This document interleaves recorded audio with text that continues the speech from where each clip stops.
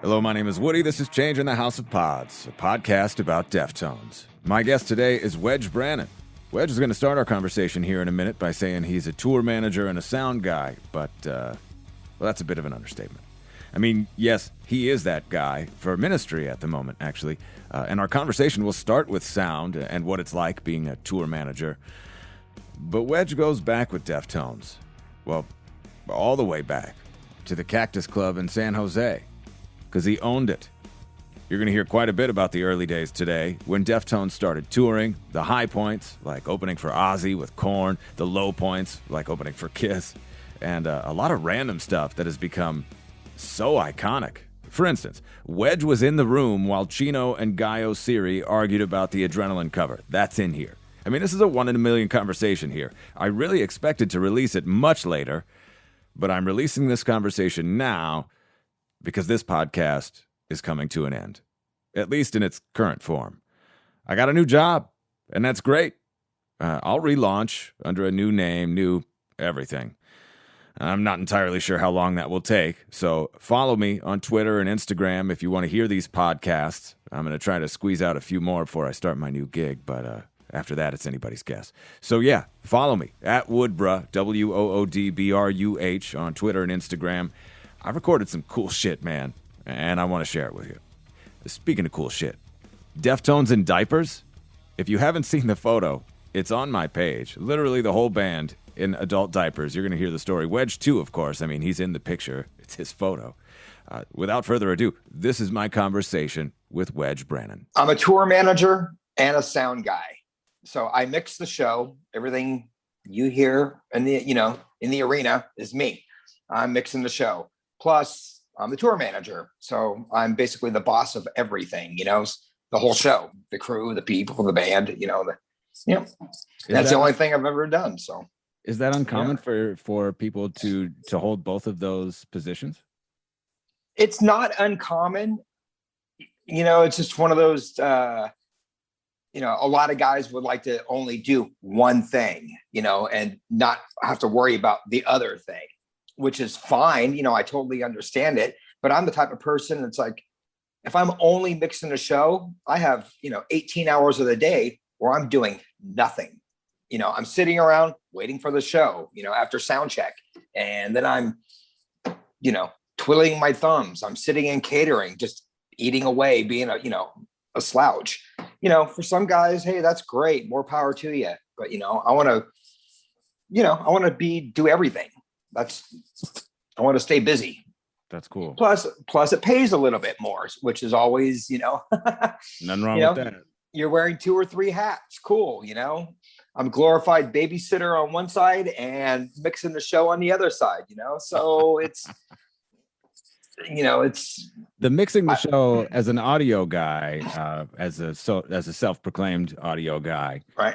I think I have some understanding, and I think the general public has some understanding. The concert-going public has some general understanding of what the sound guy is doing during a show. Is there any are there any misconceptions you think about what our understanding of what you're doing at that during the mixing part, like during the show? Honestly, I think the general public just thinks I'm sitting behind a giant console, twiddling knobs, and there's, that's them. Or they think I'm doing lights, I'm like, no, I can't make the yellow turn blue. Sorry. I don't, that's not me. That's that guy, and that's that guy over there, it's not, but I don't think they understand the whole gist of what's going on. Everything that's happening from the stage to me, then back, into the PA system, it's all physics at the end of the day. Honestly, it's my brain goes into a whole nother reality when I'm mixing the show, and that's where I started out at, is mixing, that's my forte. Then I became, hey, can you also be the tour manager? Can you also make the phone calls? Can you also, and that just became second nature, and I'm totally 100% comfortable doing that. I don't want to have to, I have in the past worked with a team of people, and somebody else is making all the advance calls for a show or for a tour. And I'm, they're asking me, I'm telling them, then, there's a middle person, and it just becomes, well, didn't you tell him this? And didn't you tell them that? This is what I needed and what I wanted and blah, blah, blah. It's like, I would rather just be one-on-one with, the production side of it. That way I know it's correct in my world. So I have no problem picking up the phone and, speaking all the details with somebody, and just to make sure everything's great, other than somebody else taking care of it. Yeah, no doubt. So I think I can get some sense of that, like almost like event planning, I suppose, in a sense. Right. Like, you gotta cross every T, dot every I, make sure everything's accounted for. So, yep. Going into, and I want to ask you a little bit more about that, but I want to talk a little bit more about sound. What are the other things that are going on, like in not just the physics of it, but like what are the challenges that you're faced in a set? Like what are the things that you're paying attention to in a set? What's important to you in a set? I mean, there's a whole gamut of things. First and foremost, when I walk into a room or a building or arena or a stadium or whatever it might be, you have to know your surroundings first and foremost. Is it a cement floor with seats? Is it an open air? Is there a building behind us, in an outdoor where sound reflects and changes? And, what is the temperature today? Is there humidity in the air? It all affects sound. Everything does, obstructions, are those people going to hear this, and vice versa? There's so many tiny elements that you have to make everything gel, and you have to find the common ground to make the show work 100% for, you can't just set up a mix and expect that to happen, day after day after day. You have to go in, the PA system is hung. You have to tune the PA system to the room. You just don't push a button and it's ready to go. You have to know everything, then, doing a sound check in an empty hall, arena, whatever it might be, compared to when the audience is in there, is night and day. The human body absorbs a huge quantity of sound. So it changes 100% with a full house. So you have to be, what do you do? You have to be, what do you do in that event of like, you're in a club, holds, I don't know, say 500 people, whatever, 1,000 people, during the afternoon when you do, when you tune the PA system and then you do sound check with the band, and it's, it's going to be, a sold out show. We call it meat baffles, that's the human body, you put 1 million gallons of water into the room, being the human body, it changes it dramatically. So on a bad room, the band is hearing reflections off the back wall. It sounds like mush on stage. It's going to change. So you have to get everybody on the same table to say, hey, listen, when this place fills up, it's going to change. They know in the back of their mind, but they're not comfortable with it at, 2:00 in the afternoon when they're standing on stage, during a sound check.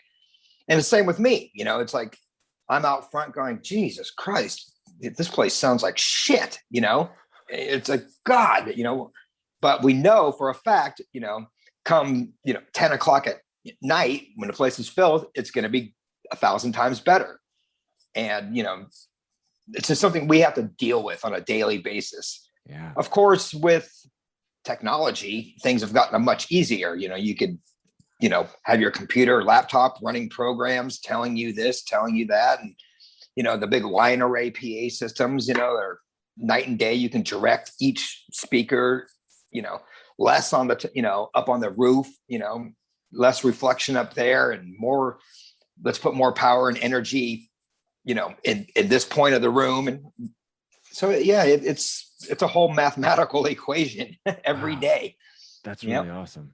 I've walked in I've been to all of the venues, that you could play a show, from clubs to theaters to arenas. I've done them all, and it's like, oh, I remember this place. I remember what I kind of did, all right, I mean, I guess over so many years, you probably start to get familiar, but it still seems like in my mind's eye, it would be a blur of stages and doorways and back. Oh God, yeah. I mean, I couldn't tell you every show I did last year. Jesus, it's I don't know. I don't remember, Right. But they always have those real good ones that you remember, and then you have those really, really bad ones that you just go, oh my God, why would they even think about doing, bringing a rock band in here? Why? Whose idea was this? Why are we here? What's going on? Some promoter. Yeah. I mean, somebody had to sell a ticket. I can't tell you how many arguments I've had, just going, dude, who, what, why? I can give you one scenario. I was with another band, and this is I don't know, 15 years ago. And I was mixing a band called Thievery Corporation. Big electronic, 20 at the time period, there's like 20 some band members. We're in Germany and we're playing.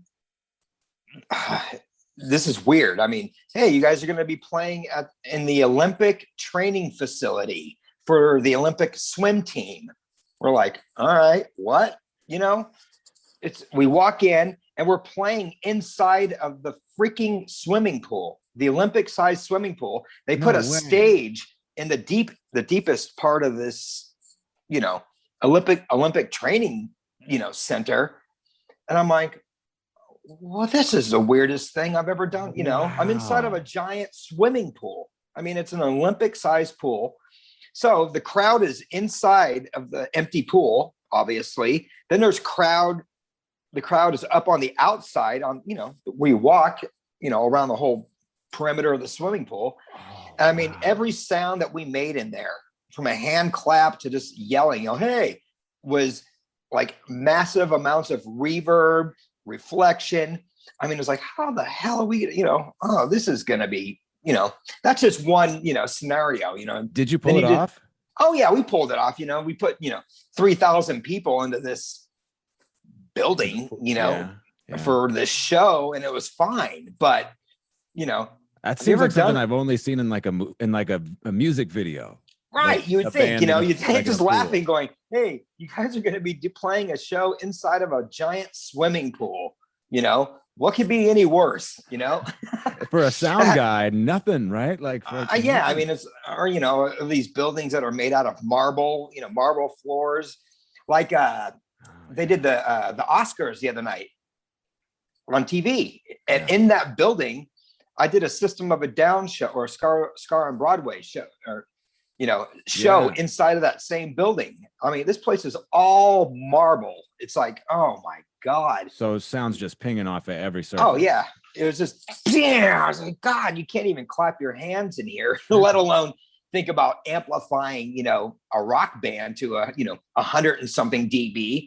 It's like, oh God, why? That's crazy. That's really cool. I mean, I guess that's probably subconsciously, at least, one of the reasons that I, really get excited when a show is going to be at First Ave. I live in Minneapolis. So right. Like, when it's going to be at a great venue, you're like, yeah. Yeah. A venue like First Avenue, it's been there forever. They've done, every band in the planet has been there. I can't tell you how many times I've done that building, and it's made for that, it's set up. They have the proper PA, it's tuned properly, it's hung properly. The guys working there know what they're doing, so yeah, it's always. When you talk about it's hung properly, what do you mean by that? Well, when the PA system is hung in the ceiling, sure. and it's got all the right angles, and it's, it's done properly. I can't tell you how many venues I've been to where the PA system is, the lip of the stage is at one point and the PA system is 8 feet behind that, it's like, what are you doing? If a band member happens to walk to the lip of the stage, they're hearing the PA system, it's 8 feet behind them. It's like, oh my God, why? You couldn't have just hung this in the proper position. Right. Oh, we were in a hurry. Oh, all right. Well, that's great. Thanks. And when, it was great for so-and-so when they were here, it's like, I don't give a crap about, I don't care. That was an acoustic set or whatever. Yeah. This is something else. Yeah. For a time period, people, when Dio was here, God rest his soul, I hope Dio had the best show of his life. I don't care.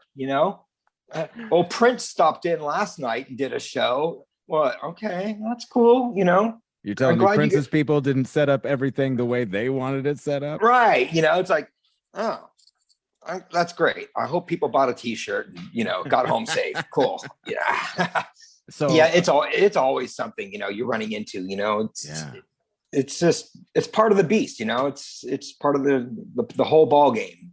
At least with today, people got their act together more so. Back in the in comparison to the 80s or the 90s, and everybody's a little bit more aware and respectful of the science, the physics of it and everything. Well, there's so much involved now too. You got social media, you got this, you got YouTube, you got all these different, within 3 seconds, I can know what my friend's doing back East on tour, hey dude, how was the gig? Whatever, Totally. Oh, building sucks. You're going to have it's going to suck when you're here, just be prepared.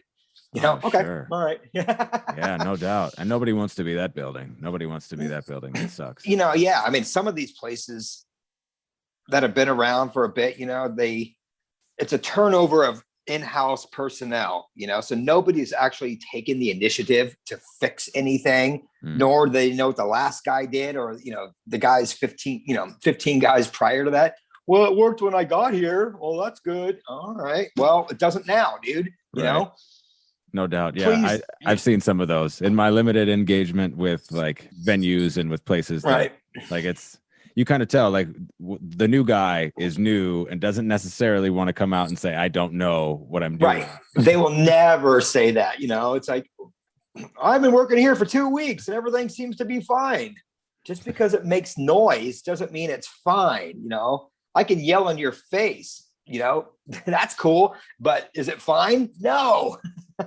So how did you make that transition to being a tour manager? Somebody was just like, would you do this too? Is that how it more or less worked? Yeah. I mean, they can only pay so many people to be out there, certain bands and, management companies, or there's a allotted amount of space. You can put, you can only put so many people into a bus or whatever kind of vehicle. Sure. Plus it saves on a full-blown salary, saves on per diem, it saves on a hotel room, it saves on plane tickets, saves on, there's multiple, different things. And, way back in the day, they said, hey, you interested in just being the tour manager as well? All right, sure. Why not? So how do you like babysitting? What, some bands are absolutely amazing to work with, and some over the years are just, oh my God, dude, what the hell are you thinking? Yeah. I don't want to ask about the bad ones. Which are the good bands? Which are the some of the like fun bands, some of the bands who really have their shit together that you've worked with? Oh God. I mean, there's a lot. I've been working with Ministry for the last, 4 years now, and everybody always asks, how's it like working with those guys? Al Jorgensen is notorious for who he is. Notorious, there's books written about it. But, in this day and age, he's great. We walk in, we do the Perfect Rock show, we walk away. Queensryche, legendary, rock band. Here's a guy, here's guys that have been around since the early 80s. They have their hits. The crowds love them. They love and appreciate every single day just to be able to play music. It's amazing, and they do it perfectly. It's great. That's They do put on a good show. I don't remember how long ago it was that I saw them, but I was like, man, these guys are still doing it. Yeah. I mean, hey, we all grew up hearing these songs, from the early 80s onward, Silent Lucidity and this song and that song. I mean, when I first started working for the band, I wasn't the guy running out and purchasing their latest record. I'm busy. I don't really do that with anybody.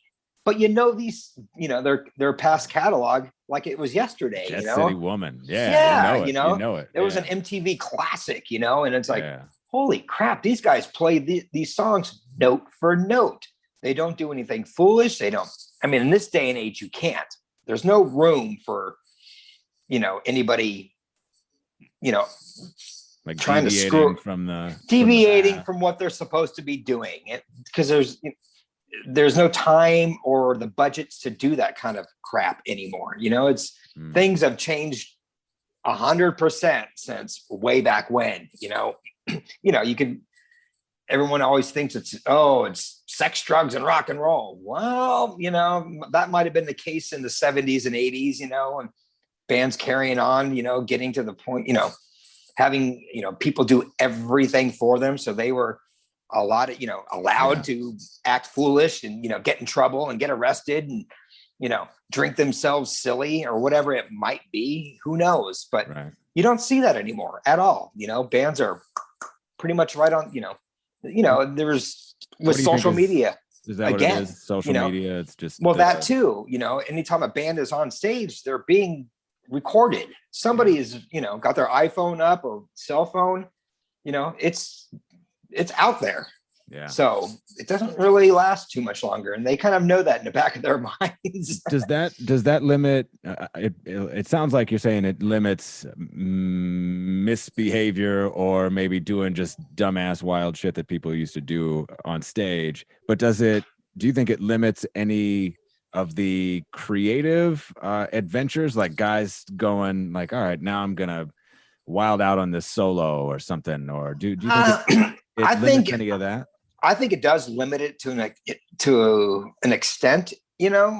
People know, these band members know, the band and crew, everyone there knows that every moment of that set is being recorded, or or pictures are being taken care of, or whatever. So they pretty much stick to the T. When it comes to unless you're one of those jam bands and you're known for that kind of thing, a band that, deviates from the set a little bit, while and not on a solo. But that's, those are the jam bands that, do that more than your average rock band, just getting through the day.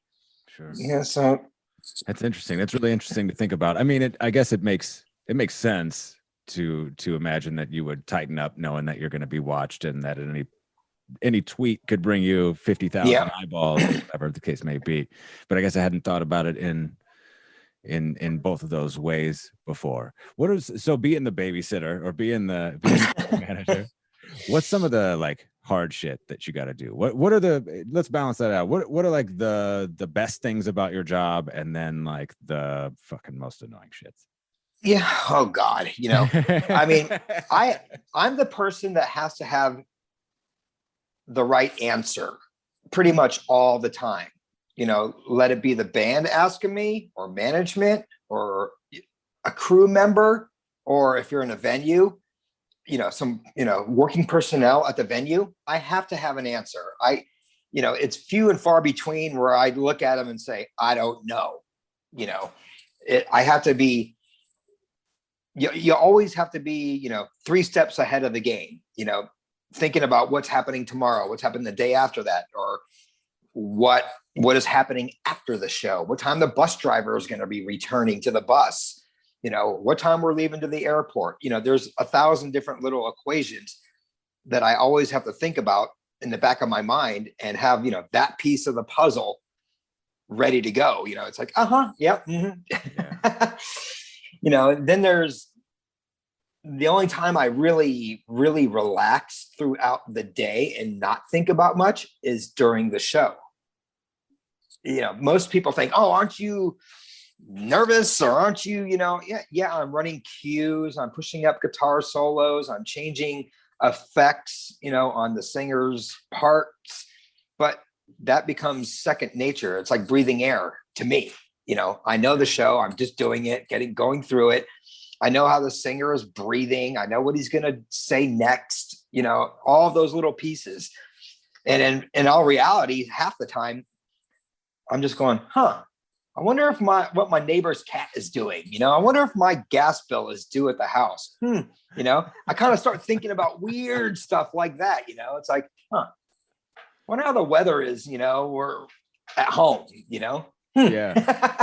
Does that ever catch up with you? All of a sudden you missed a vocal cue or a no, cue? No. I mean, very, very rarely, it's awesome. More once you know the show and you've gone through rehearsals and then you've gotten through the first week or so of the show, it's pretty much, like a, well-oiled machine. It's going, it doesn't deviate too much, unless you're changing up the set list all the time. You're reading, oh my God, oh, okay, this song's next. Okay, that song's next, blah, blah, blah.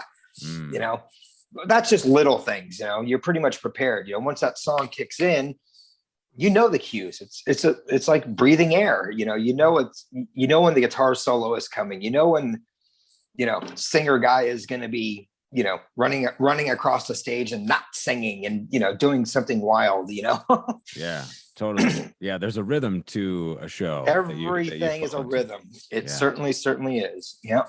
Is that why sets don't deviate a ton? That's right. Why Yeah. Because everybody's got cues that they need to know. Everybody, and especially in this new, digital era, as we call it, like the lighting guys have everything cued. It's all on computers. I can have my mixing board, I can have snapshots, every song is programmed. So, things change automatically, the delay times, the reverb, whatever it might be, the EQ on this and the EQ on that, I can, store it. That's easy to do. But, getting back to it, no, you don't want to change too much, Yeah. I mean, of course, we let the band members have their freedom, the band do and say what they want to do. That's their show. That's why the people are there. If they want to pull a song or two out and add a couple of more, we all have to be prepared for it. We all have to be on our toes and say, oh, by the way, they're throwing this in today and taking out this. Okay, we're ready. Cool. Totally. Cool. That's really cool. And what about the best parts? What are your favorite parts about your job? Honestly, when the audience is in there having the best day of their lives, still to this day, if I look around that arena and I see everyone, dancing away or in the pit or whatever they're doing, bobbing up and down, singing along, you know what? Those people have paid good, hard money, taking time out of their day to be there. We find, I've worked with so many people, that don't care about that aspect. I'm like, dude, we wouldn't be here if they weren't here. You'd be working at Jiffy Lube, Yeah. Totally. And, this is why we're here. These people spent X amount of dollars. They've gotten a babysitter for their kids. They've gone to dinner. They paid for parking, and here you are getting paid every single day, to be a piece of this puzzle, but you're not, you have to, all right, you have to understand that this is their day. Yeah. It really is. We're not there to take over the whole town and say, bow to us, you peasants. What are you talking about? We should be bowing to you. That's how I look at it personally. That's super cool. We don't have to be idiots about it. We have to be cool about it. Watching these people having their day, their moment. Yeah. Half the time they should be on stage, dancing away. Cool, bring it on. I would imagine so. Like it gets sort of rote or can be routine, or even, as working in radio or having worked in radio, there are like the meet and greets, and you could tell when people are like, all right, another meet and greet. You know what I mean? But then you can also tell when people are like ready and want to give those fans the best experience. Some bands I've worked with, meet and greets, these whole VIP package meet and greets that are common with everybody now. It is a way for the band members to make extra money because, everyone thinks that these guys are, living large and doing this, when in reality, they might make this amount of money. The venue's getting this amount of money. Management's getting their cut. The crew and the production and the whole, everything is taking up this much. The bus costs, it's 1,000 factors. So the band members, they're picking up the scraps, they might take home a bit of money, but it's not like it was. Certainly not even 20 years ago. 20 years ago, when Napster was still on the rise, or, well, I guess a little more than 20 years ago, that would have been the case. But band members, they don't sell records anymore. I see sound scanned every single Monday. I see what bands are selling that week.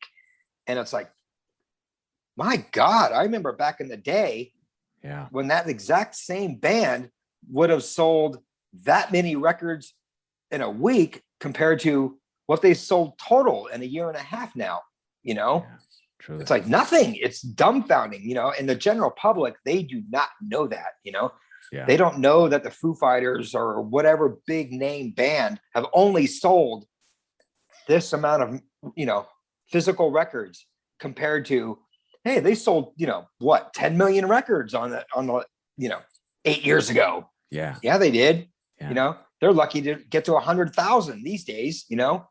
We've I've talked about Alanis Morissette plenty on this podcast, and had conversations about how she was moving, you know, she was going platinum like every week. There was a stretch where she was going platinum every week, and that's it's insane, the difference. And so you can't really, I don't think you can be too hard on any band for finding a way to make a little extra cash at all. More power to them. You know? Truly. And I've worked with some bands that find it the biggest nuisance ever to go out there for 30 minutes, shake hands, sign autographs, take a couple of photos. It's like, who do you think you are? Honestly, well, some personalities, it's just hard, right? For some personality types, it's tough. Yeah, but they all know at the end of the day, you know, if they don't do it, they're not getting that extra little bit of change, you know, whatever it might be. And then you know, the guys in, like I said, the guys in Queensryche, you know, just to name one band. Sure. God, they'll walk, you know, they're out there with smiles, you know. I'm the one that has to pull them away from, right. You know, hey guys, we only got so much time here. You know, we got to do this, and this still, you know, and it's, you know, here we end up, you know, over an hour has passed, you know, you're well, when you have that opportunity where you can literally not just make somebody's day, but you could make their year. Like you don't know who that person is. You have no idea. You don't know. You have no idea what they've been through, what they've done, how much money they've saved for how long, just to have that moment, you know, with the so-called artist, you know, and this person, you know, or this group of people, you know. It's like, you have to be appreciative, you know. Yeah, no doubt. Give them a hug. Cool, you know. Take the extra picture, you know. Or don't, you know, watch where your hands go. You never know. Right. A lot of cameras everywhere. Right. Yeah, they're everywhere. Yeah. Keep your hands down, young man. Okay, so now I would love to ask you, when did you first learn about Deftones? I was working at a club. I had toured a little bit, late 80s, you know, in the late 80s, early 90s with a few different bands. And in the late 80s, around 87, I mean, I lived in downtown San Jose, you know, in the Bay Area. And all my buddies were building a nightclub. And they asked me if I wanted to be a part of it in 88, I guess it was. And I said, yeah, sure, this would be great. You know, I could, you know, I wanted to, you know, I was young, you know, I'd gotten, you know, moved out of my home for the first time, you know. I was like, sure, this will be great. It's in my backyard. I'll be with all my friends and all these bands will be playing here. It'll be cool. So there's a place called the Cactus Club in downtown San Jose. Now it's got its own cult, you know, legendary status. You know, everybody played there. Everybody, you know, the initial club only held 300 people, but it had a big stage, a big PA system, and a ton of lighting. I mean, so what more could you ask for when you're, you know, at that level, you know, a 300 seat venue? So, you know, a couple of years had gone by and I was working there, just living, you know, running the club and doing all this, and everybody had played there. All the legendary, you know, the grunge scene started, you know, through there, you know, the Soundgardens and Mother Love Bone and, you know, the whole, everybody, you know, Alanis Morissette, like you said, she played there, you know, everybody had played there.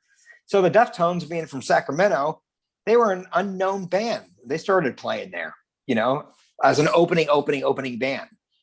And I was like, geez, this is something different. You know, I see, you know, 50 bands a week here. We had we were doing live music 5 days a week with 5 bands a day. I mean, it was, yeah, I mean, think about it, some days we'd do 4 bands, whatever. That was the least amount.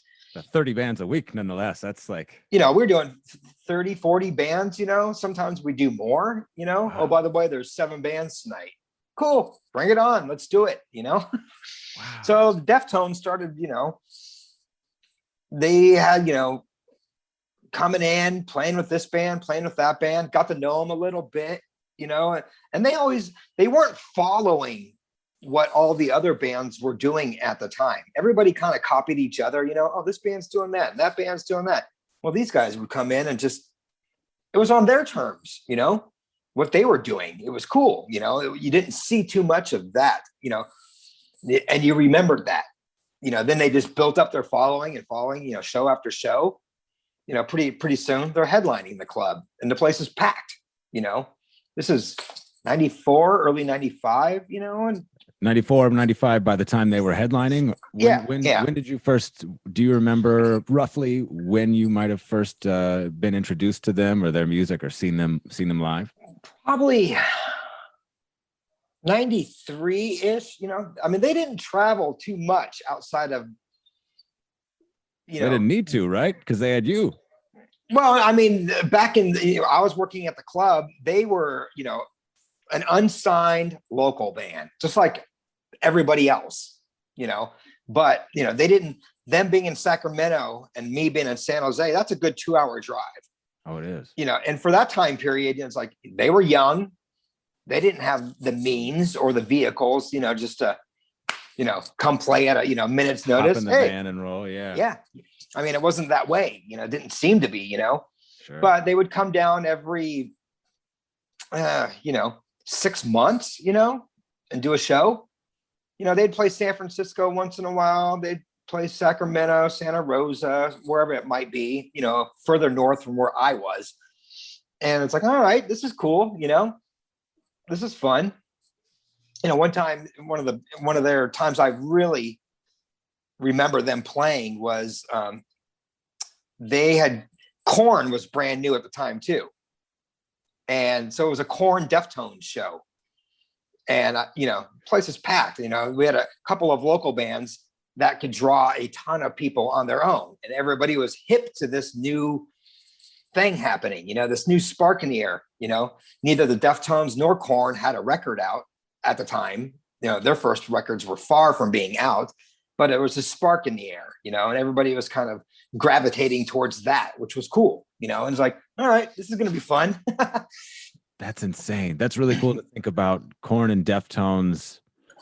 I mean, really, you can't not think about one without thinking about the other. Right. For better or worse, there is an alignment there. There's they're two almost parallel lines for the first almost decade, it seems like, right? Yeah. I mean, the band members hit it off as friends. They knew they were both doing something different from what was happening. I mean, at this time period, we had gone, the hair metal scene was gone by this time period. Thank goodness, even though we all love that, some of that stuff. Yeah. The funk scene in the Bay Area was kind of thriving. You had Primus, you had the Limbo Maniacs, you had, Psycho Funkopus, you had this band. Cake is from Sacramento too, right? Cake is from Sacramento, yeah. In fact, those guys used to work all together. Stefan used to work with the guys from Cake at Tower Records in Sac. Yep. That's so crazy. So we had this new thing happening all over, the Bay Area and Sacramento. You had, bands like Primus, who were, it's also played my club all the freaking time. We would put them on with, rock bands. Where do you put these types of bands? Who do you book them with? Back then, now you can look back and say, oh, you should have been booked. They should have been booked with this band. Now they're playing with some metal band. What? I think Primus just announced a tour with Wolfmother and the Sword. Yep. And it's still, I mean, it kind of makes sense, but it's like Primus is a sore thumb. Like they're just, I mean, we just did a tour with them. The last tour that I was on personally, was the Slayer farewell tour. It was Slayer, Primus, Ministry, and Phil Anselmo from Pantera.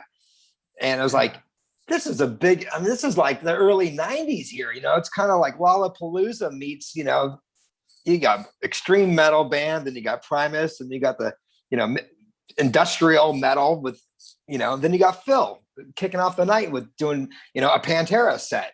This is cool, It's wild. It's really wild to think about. And it's really wild to think about those bands and those being like having roots in that time. Yeah. Yeah. Still to this day, defining or carving out their own genre, their own lane. They did indeed, and as, looking back on it, now it's been 25, 26 years since I started my very first tour ever with the Deftones. I mean, God, looking back on it, it's like, holy crap. Wow. Did we work? I mean, in today's day and age, usually a band, they try to promote their video, they put out their song on whatever platform it might be, Facebook, this, that, whatever. Back then, there was no internet, there was no computers. There was no cell phones. It's hard to think about that, It's like, so the only way to get an audience was to get out there and beat up every single venue that, just continuously touring, So where else in the early days prior to, I want to backtrack a little because I want to talk about getting on tour with band and how that happened, because that's such a cool, I mean, their live show is singular and it's something that I've poured over and talk about a ton. But just to backtrack a little bit to the Cactus Club days and the things that you were seeing from this band, my understanding is that they didn't get a lot of, before long, they didn't get many opening slots because the bands that would come in, the other bands didn't want to play after them and stuff. Like they were ahead. That was basically a conversation that was in the air. What the Deftones did on stage with their sound, where the show was night and day compared to a lot of bands just running through the motions on stage. The Deftones were out for blood, period. And it didn't matter what happened on stage. They were going to do whatever they could do to make sure every person in that building was aware of what was happening. I can't tell you how many times I've seen Chino jump off of something, fall off the stage, do something completely, ridiculous, but it worked. All of it worked. And it's like, wow, that's something you don't see every day. I mean, how many times do you walk into a club? I mean, we've all been to 1,000 shows, or we've seen them on, videos, whatever. And you're just completely, your jaw just kind of drops and goes, what the crap was that? Did you see that? Did you see what that guy did? I mean, you see bands now, running through the motions, trying their best to do whatever they can do. You're just copying what everybody else has done for the last 20 plus years, Yeah. You're not doing anything new, really, Yeah. I'd rather watch a band stand there and blow my mind, musically, than see all the pieces of this puzzle, of these guys doing backflips and whatever it might be, I mean, Pearl Jam, for instance, Jesus, I remember when Eddie Vedder, we used to climb everything and, there was to climb and jump off. The same with U2. I mean, how many times did Bono do something, climbing the lighting trusses and, singing, just doing crazy stuff that nobody was aware, or think about would happen, Truly. So, I mean, looking back at it, there was a lot of bands saying, how the fuck are we going to follow them? What are we going to do? What? Did you see what they just did? My God, you want us to follow that? And in those early days, of their career and their touring, we were on tour with all kinds of people, I mean, you name it. It was, thinking back about it, when you asked me to do this the other day, I was like, wow, looking back at it, it's like that would never happen in this day and age. The amount of shows that we did, pre, adrenaline coming out, the entire adrenaline tour, into, around the fur, there's hundreds of shows. That tour never stopped. It never did. Yeah. Yeah. And it was, looking at Setlist FM, the website where you can see. I looked at it this morning. Holy cow. Like hundreds of shows. They're missing full tours on there, Really? Yeah. It's like, wow, they didn't get that tour. They missed that. They missed that. I mean, that's only what people. Oh man, you can go on there and input it. Right. So we know. I still have like probably 90% of the contracts, from our booking agent from back then, Really? but it was non-stop. I started with the band in, I don't know, was it early 95, maybe something around that period. And, my girlfriend at the time, yeah, I'll see you in 6 weeks, honey. 19 months later, we're still doing it. It's like, what, we would come home for a day or two. We'd be home for a day or two at Christmas, whatever it might be. And they were gone. I mean, I can't tell you how many times we were out there somewhere in the country, all US stuff. It was all based in the US. Mm-hmm. All we were doing is just playing wherever we could stop, plug in stuff, plug in the gear and do it. I mean, we would be, out there, and I would call in to management or our booking agent at the time, who's still their booking agent today. And so, oh, by the way, I'm going to keep you guys out there. You're going to jump on the KISS tour. Oh, you're going to, you're going to go out for 6 weeks with No Doubt. You're going to go out with, I mean, it just never stopped, Dude, the Deftones No Doubt tour. I want to see that. That would have been pretty rad. Well, I mean, that was just one small fraction of it, Yeah. Oh, we started going at the very first tour that I was with. Their very first tour was opening for Monster Magnet. Oh, really? They sound nothing like the Deftones. No. Nothing. And the opening band was Sugar Ray. Really? Yeah. And wow. Sugar Ray had their first record was out. They were more of a metal rock band. Yeah, they were pretty tough. They were pretty tough. I mean, they weren't like they weren't in. Yeah, exactly. They weren't the Fly band. Yeah. And they were cool. It was, Sugar Michael Graff's Ray, like a real hardcore guy, if I'm not mistaken. He's like super, in a sense, yeah. I see him around town once in a while. We're still buddies, That's rad. Like, hey, cool. Dude, remember this, remember that? Oh my God, do I ever? It's like so cool. So here we are. The Deftones guys had never been out of state playing, a gig, let alone being on a tour. And hey, about when was that? When they went out with Monster Magnet? 95. That was 95. Yep. So they were touring then, or they were playing shows just in the sporadically area, wherever within like a couple hour drive that they. Yeah. Or are there specific venues that that they hit? Like, what are the spots that they? Oh God, bottom of the hill in San Francisco. And this is pre 95. This is somewhere. Yeah. My club, the Cattle Club in Sacramento was their home club. They played, just little tiny clubs. All the little spots. Where is the footage? Where's the video? Where is all of it? There's hardly any from. There's like a few from 93 or 94. Right. Nobody had that kind of stuff. Somebody's mom had to have a camera. I'm sure of it, but a video camera was new at that point, It was probably pretty big. It was like and they weren't cheap, so the average kid didn't, own a video camera, let alone, bring it to a damn rock concert and try to get it in the building. Yeah. I mean, there's a couple things that are out there that I've seen, them playing in Sacramento, them playing at my club. There's a couple of full shows on, YouTube and stuff where we just let a couple students from, some school. Yeah. You bring in your cameras. Yeah, sure. Whatever, cool. Set them up, but, they were brand new to it all, the whole touring world that lay ahead of them, which was great. You know, we jumped in that, you know, they had rented an RV.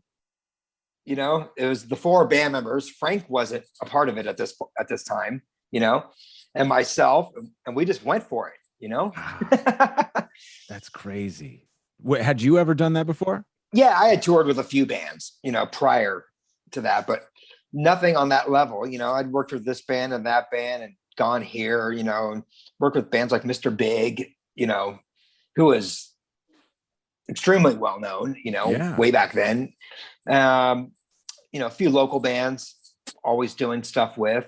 You know? So what do you mean by then, like nothing on that level, like to the extent of touring that they did? Or right. I mean, we had no idea that we were dipping our toes into, you know, touring that long and for that minute, you know, for that extended amount of time. You know, these guys were young. You know, Chino was living, you know, in a small apartment with his first wife. You know, he'd never really been away from home, you know, and Stefan was still living at home with his mom, you know.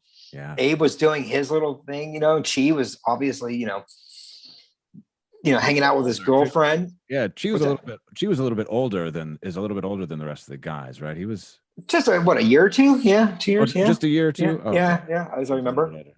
Yeah. And, you know, so hey, you know, explaining to your loved ones and your family, hey, I'm not going to be coming home. I'm going to be home for one day. You know, no one knew any of this was going to happen. You know, and we just did it. And it was, you know, looking back on it, it's like, God, could that ever happen again in this day and age? Absolutely not. No way. What about it? Why not? You know, bands are given a budget these days to go, you know, you have to have product out there. You have to have some sort of social media following. You know, you have to have generated maybe, you know, some kind of radio play, which is non-existent for most bands. You know, college radio is not really, it isn't what it used to be. You know, the regular rock stations aren't going to be playing your neighbor's band, you know, trying to get out there on tour for their first time. You don't have there's no publicity teams, you know, let alone record companies that are going to be sitting there picking up the phones, trying to push this band. You know, it's not going to happen. You know, today's successful bands are from, you know, YouTube, Facebook, you know, Instagram, whatever it might be. You know, that's how kids learn about new bands. And totally. It's a completely different world. You know, back when we first started that tour that I started with them, the Deftones were booked like, oh, they have a record coming out in 6 or 8 months. It's a brand new record. It's on Maverick, you know, Madonna's label. Okay, well, we'll take them. You know, we got paid peanuts, you know, unbelievable. You know, if people saw the contracts, you know, they're going, how the what? You know, really? Yeah, totally. They did a show for $25 and a 6-pack of beer. Yep. You know, sure did. Thousands of them. Oh, they made $50. Cool. You know, I remember one time, you know, looking at a contract. Oh, they made $100, you know, at a show. What? You know, and we had to split it 15 ways. It all went, you know, you know, it got split. Most of it in the gas, you know, in the gas for the fuel, you know, but that's the way it was. We had tour support, you know, the label kept us out there. Yeah. You know, they believed in the band 110%. Everybody at Maverick bent over backwards, you know, for all the new acts. You know, you had Candlebox, which had already sold a bazillion records.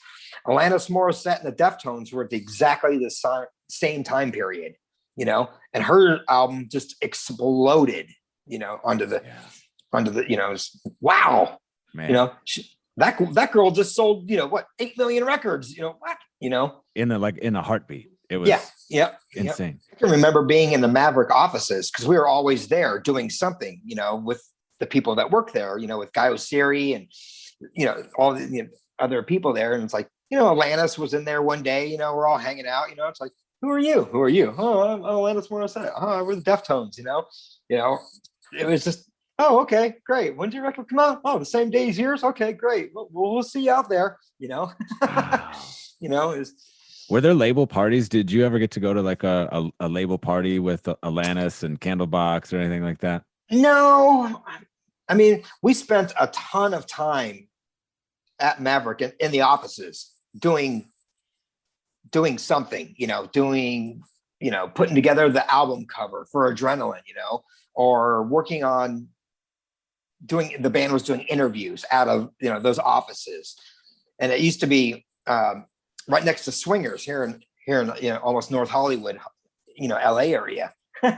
So, Madonna would be in the offices. We'd see her, and, have a good laugh with her all the time. And, Oh, wow. it was very, very fun back then, very open. Everyone was always helping each other. I can remember the day that we put together the Adrenaline album cover, for the, the way it looks, the pictures and everything, No way. It was like, me, Chino, Steph, and Guy Osiri, we're sitting in Guy's office and we have all these pictures, that our friend Michelle had taken or, had, taken of the band and whatever. And I can remember going, Chino and Guy Osiri arguing about what the album cover should look like, Guy wanted it one way, Chino wanted the other thing, and Guy's like, what the hell is this seashell looking crap? What the hell is this? And it's not a seashell, you idiot, whatever, and they're, bickering as, they would. And it was like, it's a baby snot sucker, because Chino had just had his first child, and he knew what it was. I didn't know what it was. Steph didn't know what it was, and it's like, oh, and I pulled it out earlier, oh, okay,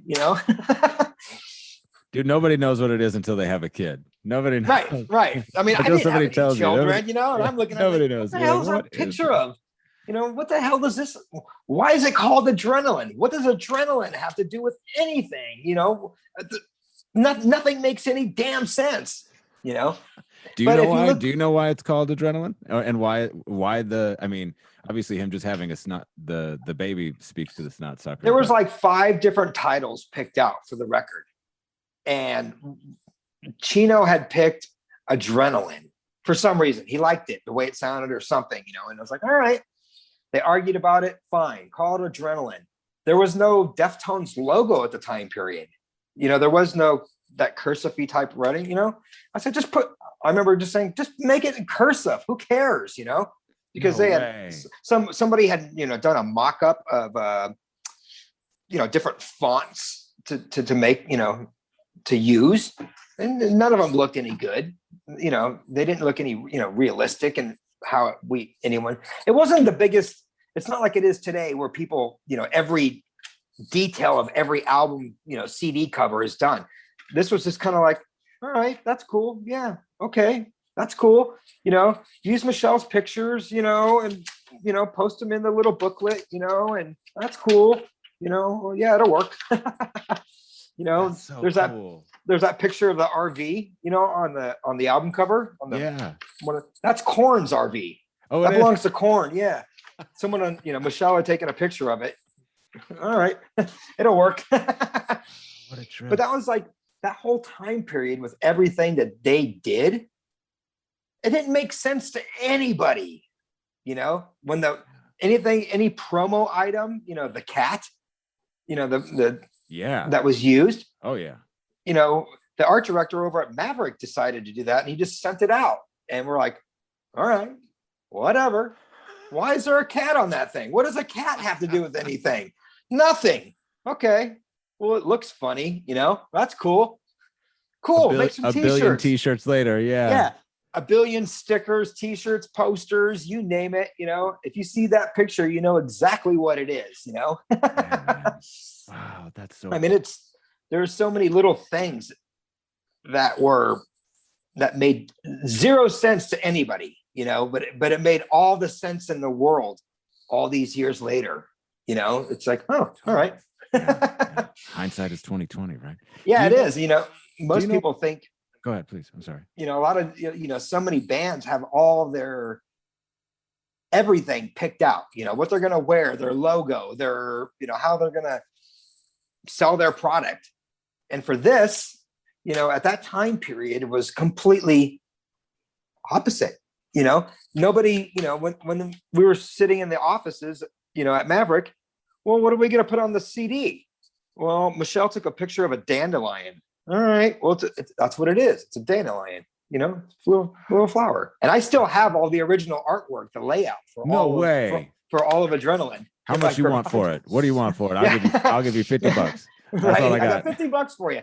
The whole layout for it, and the pictures, I ended up with it somehow. Yep. Oh my God. That's super cool. Yeah. I got tons and tons of Deftones in boxes, out in the garage.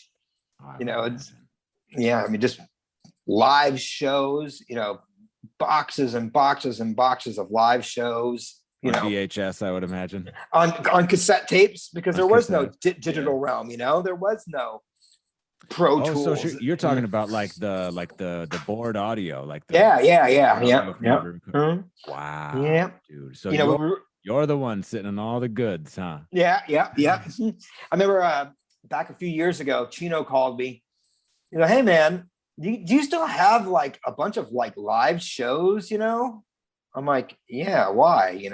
There's somewhere around here. I got boxes of, I don't listen to them. They're just, we recorded the show. I put the little, cassette cover back on it. I threw it in my backpack. He's like, well, we're going to release a bunch of live vinyl things for Record Store Day. And that's when they released that volume 1, I think it's called. Yeah. Volume 1 of one.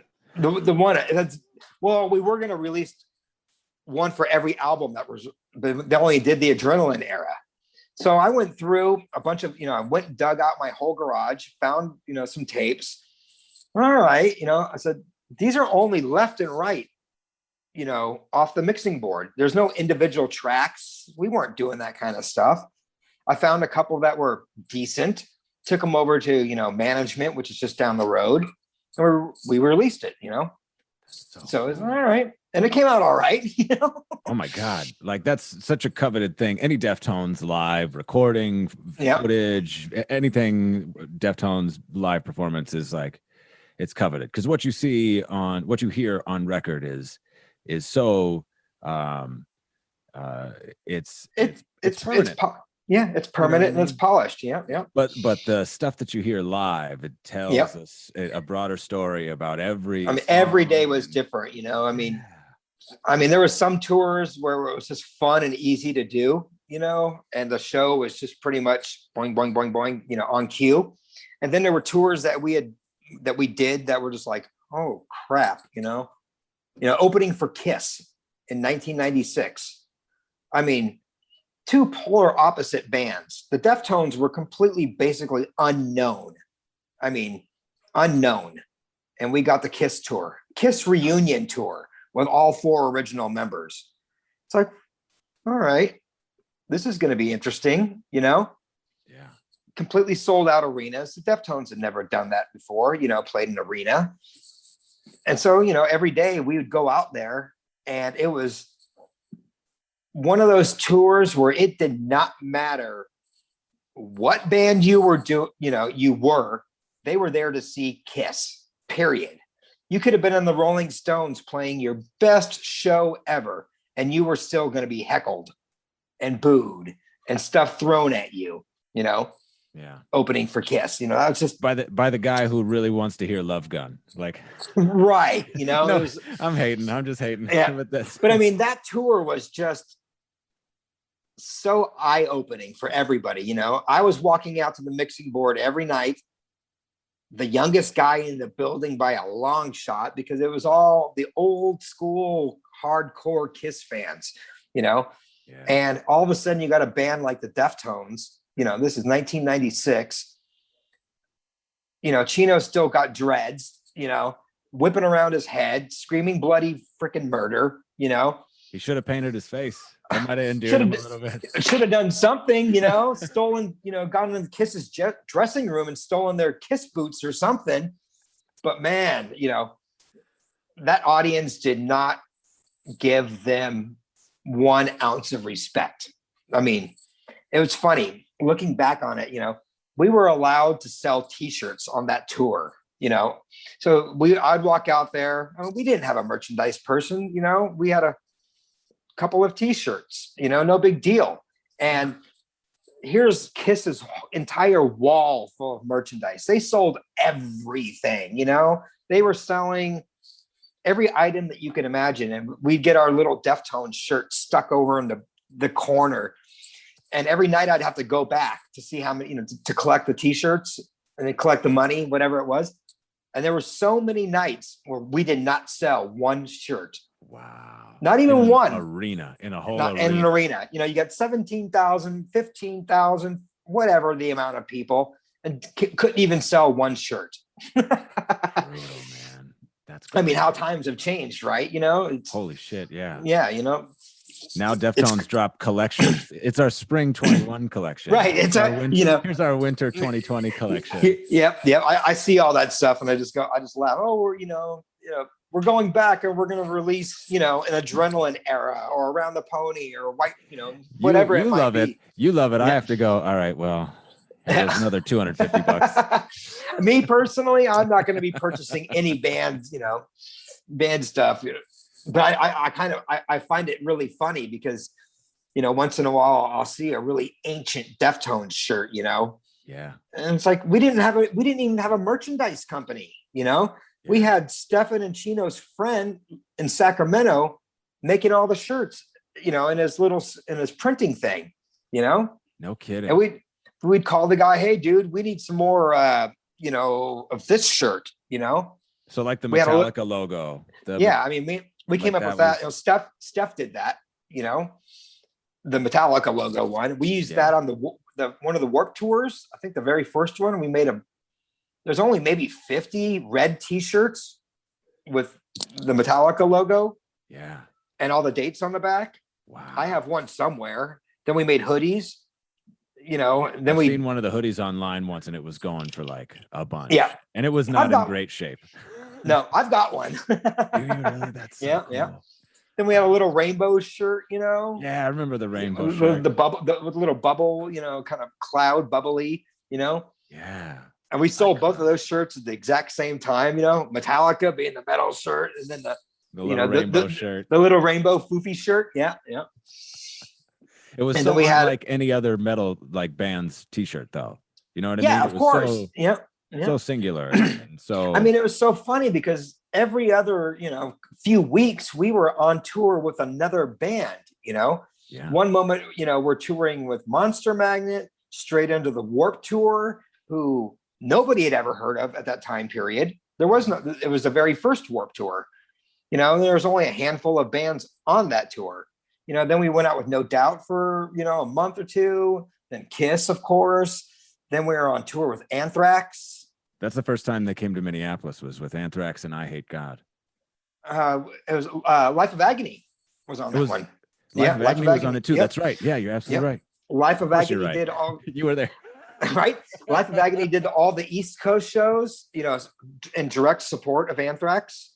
And then we flip-flopped. Now, Life of Agony had already had a band, a record or two out. And so they were kind of upset, who's this band with no record out, that's now going to play after us. Yeah. Well, it made sense once we got to the West Coast, and the Deftones fans were coming out. So yeah, we did a whole summer tour with Pantera and White Zombie. Yeah. Now that was anarchy. Yeah. Is that this is maybe the perfect time to bring out this gem. Is that where this diaper Deftones comes from? Yep. That's my picture. This is like an internet legendary picture. This I don't know. You know what it is. I have the original one right here. I took it's my camera. You have it like literally right there. You have the. Well, it's in the other room in the drawer. Like a 5x7 or something. It's a 3x5. Yep. Yeah. That's so. All right, you got to give me some context for the diaper Deftones picture. The Deftones. It was the last day of the tour. Okay, And so everybody was playing pranks on one another. You know, the Pantera guys, they were always, every single day, were up to something. You know, we all were, you know, some kind of mischief. We're like, what are we going to do to fuck with these guys, you know, honestly? So we stopped at like a Home Depot or something on the way into the city, you know, for the show that night, and had picked up a bunch of adult diapers, those ski masks that we're all wearing, and those swimming, you know, little swimming things, you know, those little life preserver type The things. noodles, yeah. Yeah, the noodle things, you know, you hit. So we just said, fuck it, let's go out there and, you know, fling, you know, bags of, you know, baking powder around the stage, you know, and flour, you know. During the show? During Pantero's show. Yep. No way. Yep. I mean, so, you know, Pantero's in the middle of, yeah.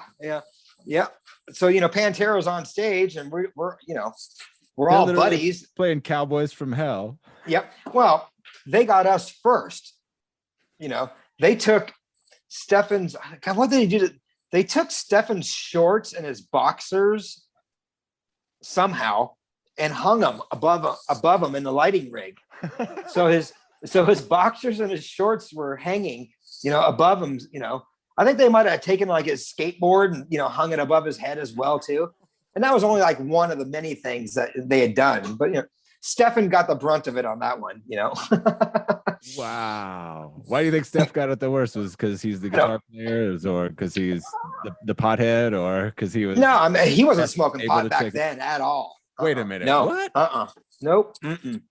Wow. Nope. The adrenaline era was a few beers. Straight edge tones, not. Yeah, yeah. Chi was drinking. Chi was drinking a lot of wine. We're like, why are you drinking all that wine, dude? Fucking gross, you know? The cheapest stuff you could buy, you know, like, you know, in the gallon plastic boxes and stuff. It's like, well, I like this shit. I'm like, oh God, you know? Oh my God, that's so cool. We would stay up and, you know, every single night of that tour, we would all be gambling with Pantera and the White Zombie band members. We'd have a big table and we'd all be playing a dice game called CeeLo, which was you roll the dice for a certain amount of numbers and you try to outbeat. And the amount of alcohol consumed in the Pantera dressing rooms and all of us was just astronomical. Plus the amount of money that we were betting, you know, against one another, you know. It was, you know, fuck you, man. I'm going to bet you my guitars. All right. You know, do that. Who's the best gambler in Deftones? Well, probably Steph. I think me and him were always, you know, battling. You know, Chino would get in there and play for a little bit, you know, and Chi would play for a bit. I don't remember Abe playing all that much, but it was fun. You know, we would hang out until 3, 4 in the morning every single night, you know, with 30 people in a dressing room, you know, just going crazy. That's so cool. That's so cool to think about, like them being, like having that rapport with Pantera, especially given the ties with Terry Date and right. Well, that was the thing. You know, Terry Date was tied, you know, White Zombie, Pantera, and Deftones, you know, and everybody respected each other completely, you know. I mean, there was certainly at that time period, Pantera and White Zombie did not see eye to eye because it was a co-headlining tour, you know. Sure. And so there was a lot of this going on, you know, and it was all right, whatever, you guys can go deal with that on your own. But you know, the guys, I've done a handful of Pantera tours over the years with the Deftones and other bands. And man, those guys take in every band and, you know, all the people as their own, you know. They were all about, if you're on this tour, you're part of us, dude. Drink up. Cool. That's fucking awesome. Yeah.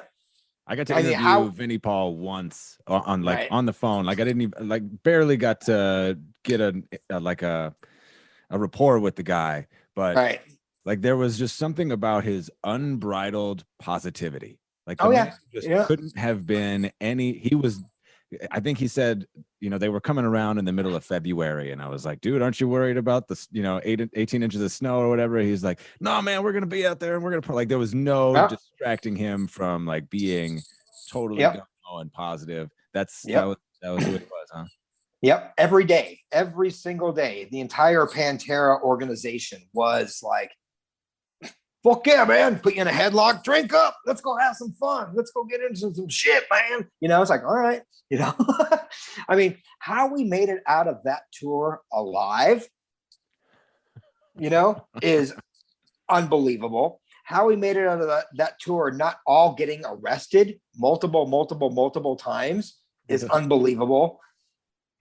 When you see those Pantera home videos, those ones that they released decades ago, all the mischief and crazy stuff, that's only one small fraction of what was going on, Really? I mean, the amount of, Do you remember some other shit that they were pulling, or some other shit that you guys got the short end of the stick?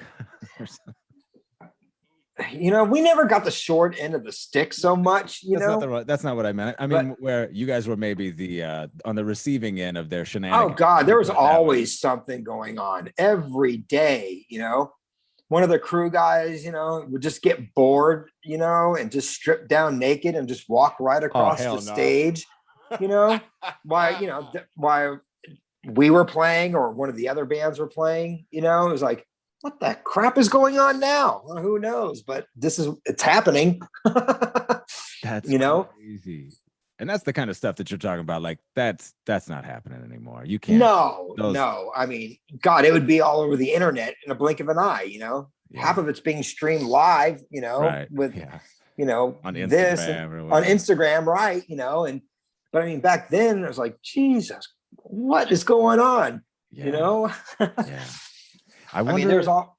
Do you remember, like, because obviously having seen the band early on and how intense and crazy it was, and then going out on the road and charting, I mean, firsthand for their growth, like, was there at any point where it sort of occurred to you, like, this is special, like this is going to be.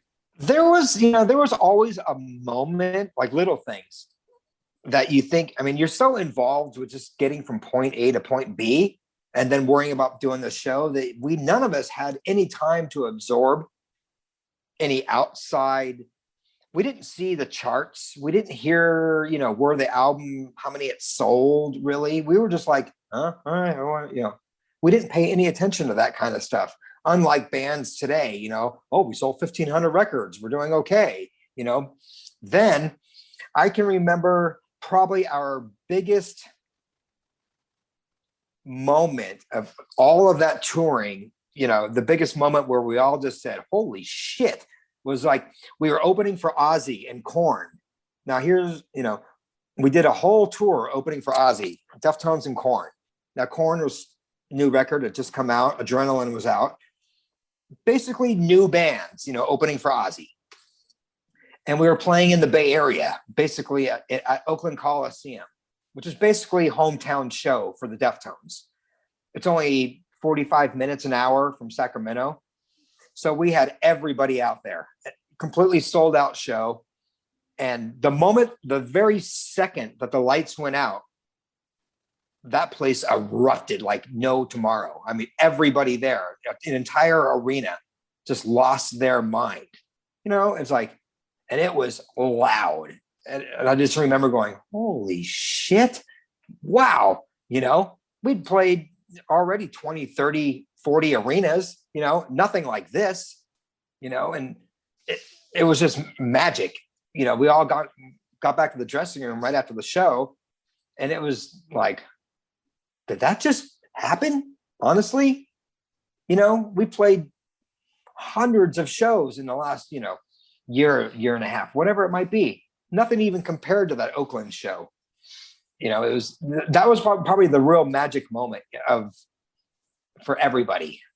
Yeah. The moment that those lights went out and that, 40 minutes on stage, just boom, boom, boom, boom, Yeah.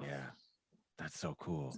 But nothing else even compares to that. We played lots of big shows, some of those big radio shows were, then Korn came on right after us, and they had a huge spark and they had a great set.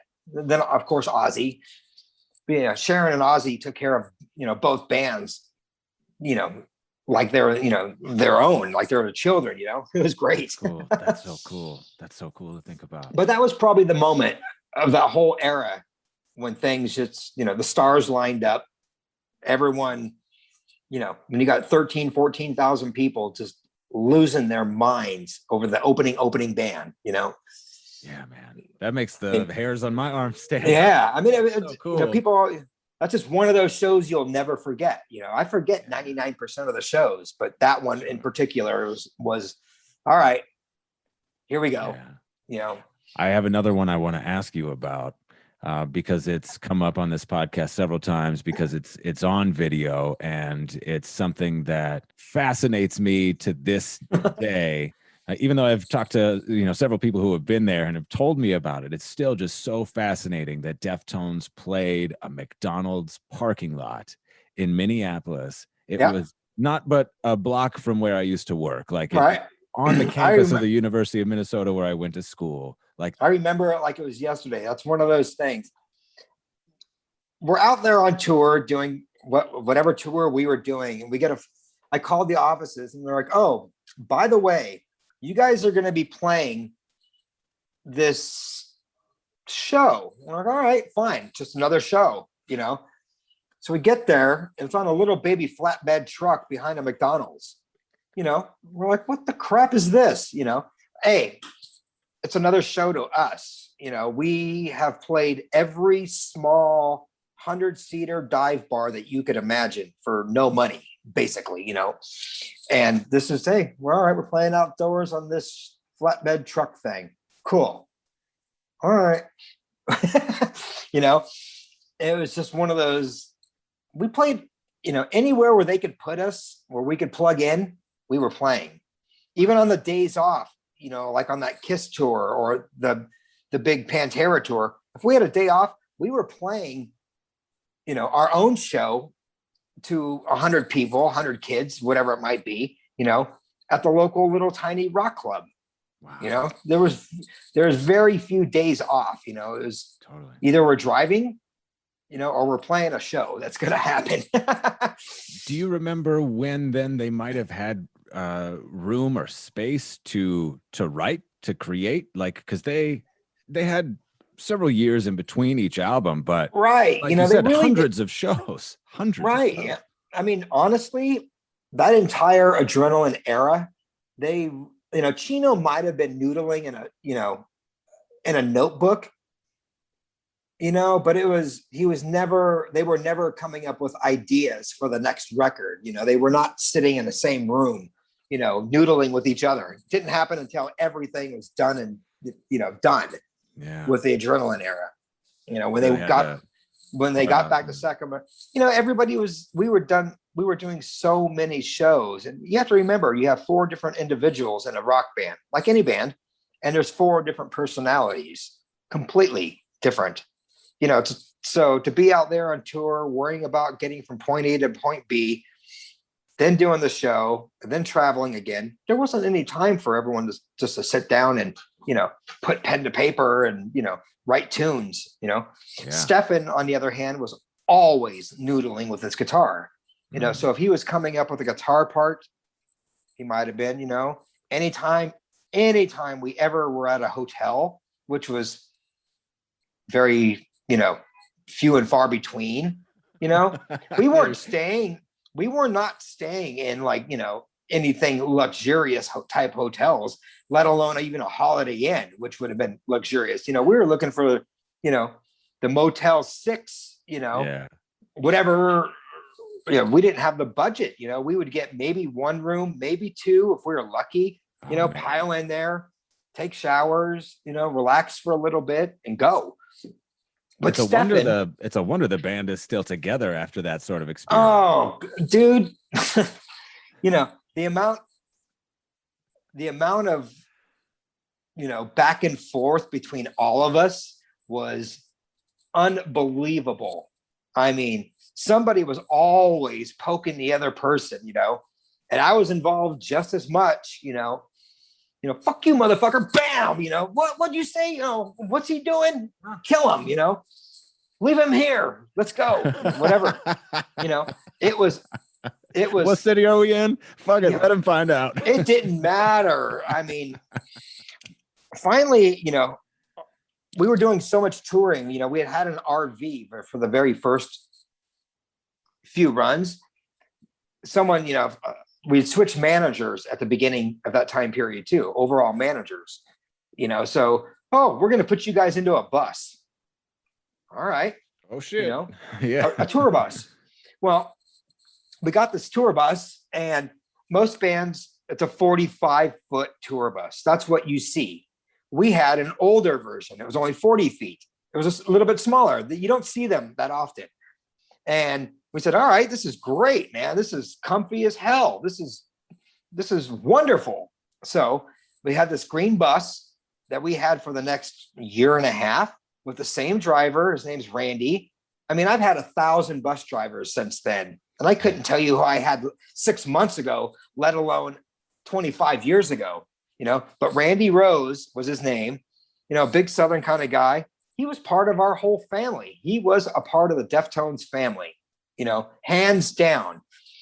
He drove us, and it was, the 4 band members, myself, and then one other guy. We had Sean Olsen, who Korn wrote a song about years and years and years ago. He worked for the Deftones for quite a few years. And then we had another, tech boy named Matt, and I mean, we needed to hire someone to look over the stage. It got to the, we need to get another guy out here working, but it's, it wasn't a big, 20-man crew like some bands have. It was just one stage guy. Abe took care of his own drums. I took care of everything else. Steph would take care of his guitars, and that was it. We would roll city to city. Was it hard to do sound for to prepare for the chaos that like they would create on stage? Like I've seen videos of Chino jumping into a crowd, of Chi jumping into a crowd. Yeah. Every day was different. I mean, with those guys, we were all much, much, much younger. So we were not thinking about, we had a drum set, we had the bass cabinets on stage, we had Steph's guitar cabinets. We're good to go. Whatever happens, happens, So bad. It's, I mean, in comparison to what I do now and have done for decades, it's like, oh, we need this and we need that, and we need to have this kind of microphone, and we need to that, we used whatever we had, or I could borrow, just to make it happen. That was it. We didn't have budgets to say, we didn't carry our own mixing boards with us. Nothing. It was I brought a few microphones that I had with me. That was it. That was, it was bare bones, That's so crazy to think about how little it took to make magic happen. You know what I mean? Like, well, at the end of the day, that's what I tell a lot of bands. I said, why are you guys going out and spending all this damn money on stuff that's gonna work regardless, or you can make it work regardless?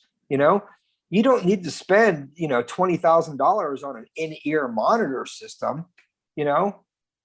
Totally. Thousands of bands have come before you that have done plenty of rock shows without having the perfect in-ear monitor. Yeah, it makes it a lot easier now, but at the end of the day, you're still spending a pretty penny. And a lot of bands don't understand that. I've seen so many bands dissolve after their first or second tour, and they've spent God knows how much money. What are you going to do now? We certainly didn't do that with the Deftones. To what degree do you think their touring, their relentless touring over the first few years, to what degree do you think that is attributable for their longevity? You know what? The way the Deftones, they're one of those bands, honestly, A, with the music that they write, and B, the way they present themselves, that they're a massive crossover band. The metal audience appreciates them, and the young girls who like Depeche Mode, like them. It's a huge audience that they have, certainly built and molded. There's not too many of those bands out there that you could say, wow, the metal audience is going to embrace them 100%. The alternative audience is going to like them. The people who really don't pay much attention to any genre, they're not, the band is certainly not going to offend them in any way. They've, over all the years and all the different records that they've released, they've molded this, uniqueness that you're not going to find, in today's, what's happening in today. Most bands appeal to one audience only, and the Deftones are completely opposite. Well, they're going to, they appeal to that crowd that loves Duran Duran. Because why? Because they did a cover song and they played, the Chauffeur live 1,000 times or whatever it might be, and Depeche Mode and this, and, Chino can certainly scream like the rest of them, and he can certainly be soulful, and, bring it to a whole nother level on the other hand. So you think it's more about their just sonic diversity and their willingness to they embrace it all, not be pigeonholed. Yeah. Right. Yeah. They're not pigeonholed. I mean, I can remember many arguments between Chino and Steph. Chino would rather, add a huge element to it, where Steph would, he was wanting to just rock out, Sure. play chords, I don't know, fine, great. But they would gel and it would work, where they could bring it and mix both, where Chino could sing sonically and quiet, and add, a soundscape to, what he's doing on guitar. There's not too many of those bands around. You don't see them. I'm always trying to figure out like what the comparison is, or who, and they're just I can't find any that none of them work all the way. But none of them work all the way. I mean, way back in the day, there's some underground band. I wouldn't even call them underground, because the bands I always loved, bands like Quicksand, bands like Hum, bands like Failure, bands, we had the same management, all these different bands who added an alternative element, I should say, to a rock sound, which is great, but I mean, like the Bad Brains did it, part reggae, part metal. I mean, that was a huge influence on the Deftones. Huge. Totally. Yeah, you can see it really strongly in the earliest days, the Bad Brains influence, and then it's so many other things. It's just so cool that it somehow there's still a through line. It's still Deftones. You know it when you hear it. Any type of Deftones song comes on, it's them. They have that unique sound. Yeah. Where a lot of bands don't. Chino was, I can remember him constantly listening to nothing but, Depeche Mode or Duran Duran, stuff I love too, God, yeah, I do. Where Stefan was listening to nothing but metal records, the latest Pantera, whatever it might be. She was listening to some spoken word or, some reggae stuff, Yeah. And when you mix them all into one, one contraption, you've got them, You added this element and that element. When did Frank, do you remember when Frank joined the band and like the circumstances surrounding like the band's decision to? Well, he was always a part of it, even before I was there. But on all the adrenaline stuff, they really,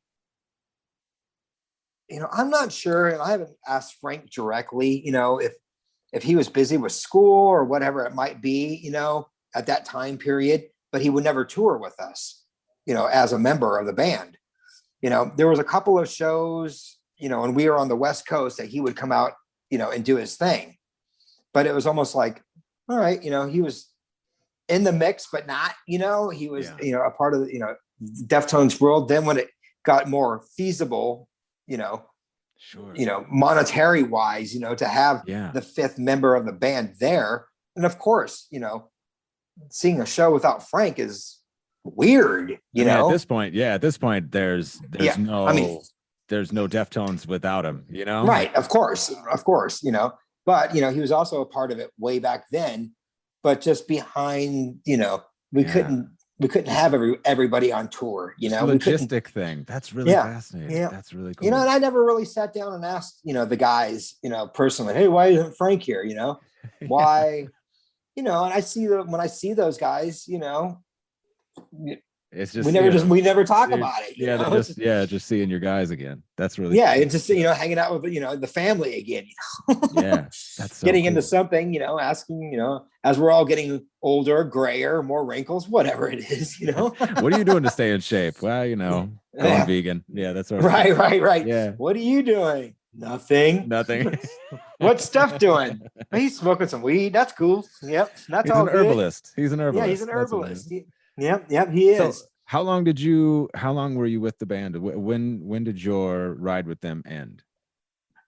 Probably like 97, right before Around the Fur came out. You know, some changes needed to be made. And honestly, looking back at it all, you know, for me to be a tour manager and a sound guy, I was way too close with the guys, you know, in a roundabout way. You know, I need to respect them as artists. They need to respect me as this, you know, and it was just one kind of free-for-all family, you know, like bunch of brothers out there just beating the hell out of each other, you know. It's just like, all right, we need to cut this, you know. This is not gonna, you know. Then I ended up working for them again, you know, later on down the road, you know, working with them in the studio and doing, you know, or different things, you know. We're all still pals, but you know, we just grew up. Yeah, and that's totally. You know, yeah. That's interesting. We certainly did, you know. Then I went and worked for 1,000 other bands, you know, and I've been constant since then. And it's, hey, that's great, you know. Are there other bands that have kind of geeked out over Deftones with you? A lot of them do. Yeah. You know, a lot of them are just like, wow, you know, I mean, to drop names, you know, and talk shop with people, you know, most people don't really care, you know, about who you worked with in the past or who you're going to work with in the future. That's the nature of our business, you know, what we do, you know. I've been doing this since I was a kid. And I mean, yeah, there's certain bands that we worked for, you know, that, wow, you know, that was amazing. And a lot, you wouldn't even dare put it on a resume, you know. It's like, oh my God, did I really do that? You know. But, you know, there's certain acts that you work with that everybody respects. And Deftones is certainly one of those bands, you know, that they have never done anything silly. You know, they've had their ups and downs like everybody does, you know. Hey, that happens, you know. It's just one of the nature of the beast, especially at this business. I mean, here we are going, you know, they're going on 30 years as a band, you know. I mean, there's not a lot of bands that can say that. No, at all. You know, and there's a huge catalog of albums out, you know. Over nine. Yeah. It's unbelievable. Insane. That's why I'm so fascinated with trying to figure out like where they fit in the grand scheme of not just fandom, but like the music business. And I know that they're well respected and I know that they are critically acclaimed. And you know, they've got one real radio hit, but it doesn't seem like we talk about them in the way that we talk about Pearl Jam. And that's fair for a lot of reasons. And they're easy to point out because Pearl Jam wrote 10 and that's a whole like thing. Yeah. But I mean, it's the same thing. I mean, Deftones are one of those bands that built it from the ground up in slow motion, you know. They opened that can of Play-Doh and they noodled with it a little bit. They formed it a little bit, then stuck it back in the can and tried it again. You know, at the exact same time period when Adrenaline came out, Alanis Morissette's first record came out. And that thing went on to sell 20 million records, you know. You know, Adrenaline only sold, you know, 1 million, you know, and that took a lot of time. A long time. And they were able to form and keep touring and, you know, gain that audience. I mean, Alanis Morissette and people like that have had massive success. But where did it go from there? You know? Yeah. I mean, Deftones have She wasn't Dogma. She wasn't in her defense. No, She she's wasn't beautiful, you know, great singer songwriter. I mean, she is God. You know, yep. But I mean, only this year were Deftones now headlining like all the big Euro festivals that were supposed to happen, the ones coming up. I mean, it's taken all these years for even seeing their name at the top of, you know, say Download Festival and this festival, you know, it's like, holy shit, what? They're in a headlining position now, you know? I know. It's amazing. I mean, all these years, I mean, we're talking 3 damn decades, you know? Yeah. Because there are videos from your club in like 94 and before Adrenaline comes out and they're playing Adrenaline songs and Chino's like, some of these are 3 years old. And I'm like, holy shit, that means some of those songs are 30 years old this year. Like that. Oh yeah, easy. And yet they still play some like you can be almost guaranteed to hear Engine 9, Bored, and 7 Words in a Deftones set. Like that's incredible. That's just incredible. I can remember it like it was yesterday of us all getting together in Sacramento to do the Bored video, you know? Wow. You know, we got a couple of days off. We're going to shoot a video with our friends. Okay. You know, it was 127 degrees playing in that little rehearsal room. All of our girlfriends and or wives are all in it. You know, my girlfriend at the time is in the video. I'm in the video. You know, we're all just like, all right, it's another day, just another day. You know, it's like, all right. But it's weird to think, fuck, that was 26 years ago. What? You know? Do you remember? I know it was a long time ago, but it seems like a pretty momentous occasion. Like, do you remember when the band was signed or like the circumstances around how they were discovered? Or well, they were all signed. I mean, when they got signed, I was working at my club, you know, and they had another manager, Dave Park, at the time, and he had gotten, you know, somehow, you know, Guy Osiri at Maverick had gotten the demo tape, liked what he heard. You know, it was a demo version of, you know, I think 7 Words, Engine Number 9, something else was on there, and liked it, you know, and worked with them and signed them because, you know, Guy Osiri certainly knew new talent, you know, out of that was completely obscure at that time period. You know, when he had signed Alanis Morissette and a band like Candlebox and a band, you know, getting the Bad Brains back together, you know, with the help from Chino, or a band like the Deftones or this band and that band, he knew, you know, it was like, all right, I'm gonna gamble with this, you know. You know, we have a new record company, you know, happening under Madonna's wing and Warner Brothers. Let's do this, you know. Yeah. And he liked the friendship with the guys, especially Chino, you know, and working with them, and you know, after all these years, you know, still there, still doing it, you know. Yeah, that's so cool. It's so fun to me to think about like how that goes down. I mean, you know, in the movie of every band's life, you think about like the day that they got signed to the label being such a huge day, and I do wonder about that, like, you know, who put the demo in the mail, or who, like, how all of that went down. It's always really cool to just there's so many different little avenues, you know. And a case in point with a band like the Deftones, things just lined up for them. You know, they got signed. They had a manager at the time who was busting his butt for them. They were out doing sporadic shows around, you know, Northern California there, Sacramento, San Francisco, San Jose, you know, Fresno, just places. Oh, by the way, you know, you're signed to Maverick now. You know, no one knew what was going to happen. Oh, by the way, we got Terry Date, you know, is going to, you know, produce the record, you know, who's done the White Zombie records, all the Pantera records, you know, then did Mother Love Bone, and, you know, countless bands. You know, Terry's wonderful. All right, the guys are going to shoot up and, you know, up to Seattle and, you know, do the record up there. All right, that's cool. Whatever, you know. You know, they did it at Heart's studio. You know, the band Heart. Yeah. And Nancy Wilson. They did it at Bad Animals studio, which was a movie production recording studio. They hadn't had many bands ever do any work at Bad Animals, you know, and it's a big multi-million-dollar facility, you know. Then you got a brand new band, young and, to go up there and record their I had to record. blow them away a little bit. It would Oh blow me. God. Every time I walk into a recording studio, I'm just like, this is cool as shit. You know what I mean? Yeah, I mean, but this is like, for Bad Animals up there was more of a post-production for movies. It wasn't to be for rock bands to be doing their records there, unless it was like Heart, because they own the damn place. Right. But I think I remember hearing something down the grapevine where it was like, yeah, that's going to be the last rock band to come in here,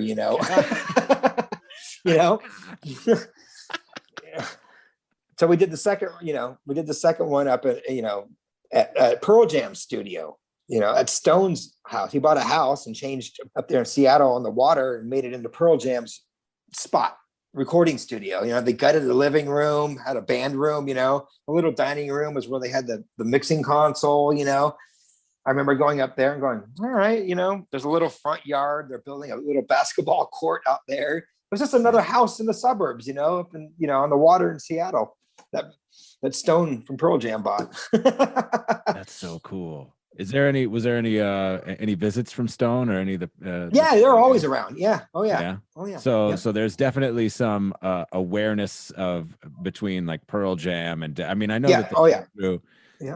That's such a cool. We did a bunch of shows. I remember because I was buddies with Stone and Jeff, bass player from Pearl Jam, because I know them way prior.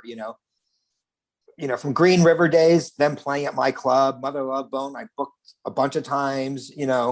And to Mookie Blaylock, who was Pearl Jam before they changed the name, because of legal reasons, so me and Jeff and those guys were all on, hey dude, what's up? I was always contacting them because I was a fan, of their stuff at that time period. So that was cool, and we did some shows together. I remember doing, I don't know, Bumper Shoot or one of those big festivals up there, Deftones were nobodies, just playing, another band on the bill, and Pearl Jam guys were running around, Yeah.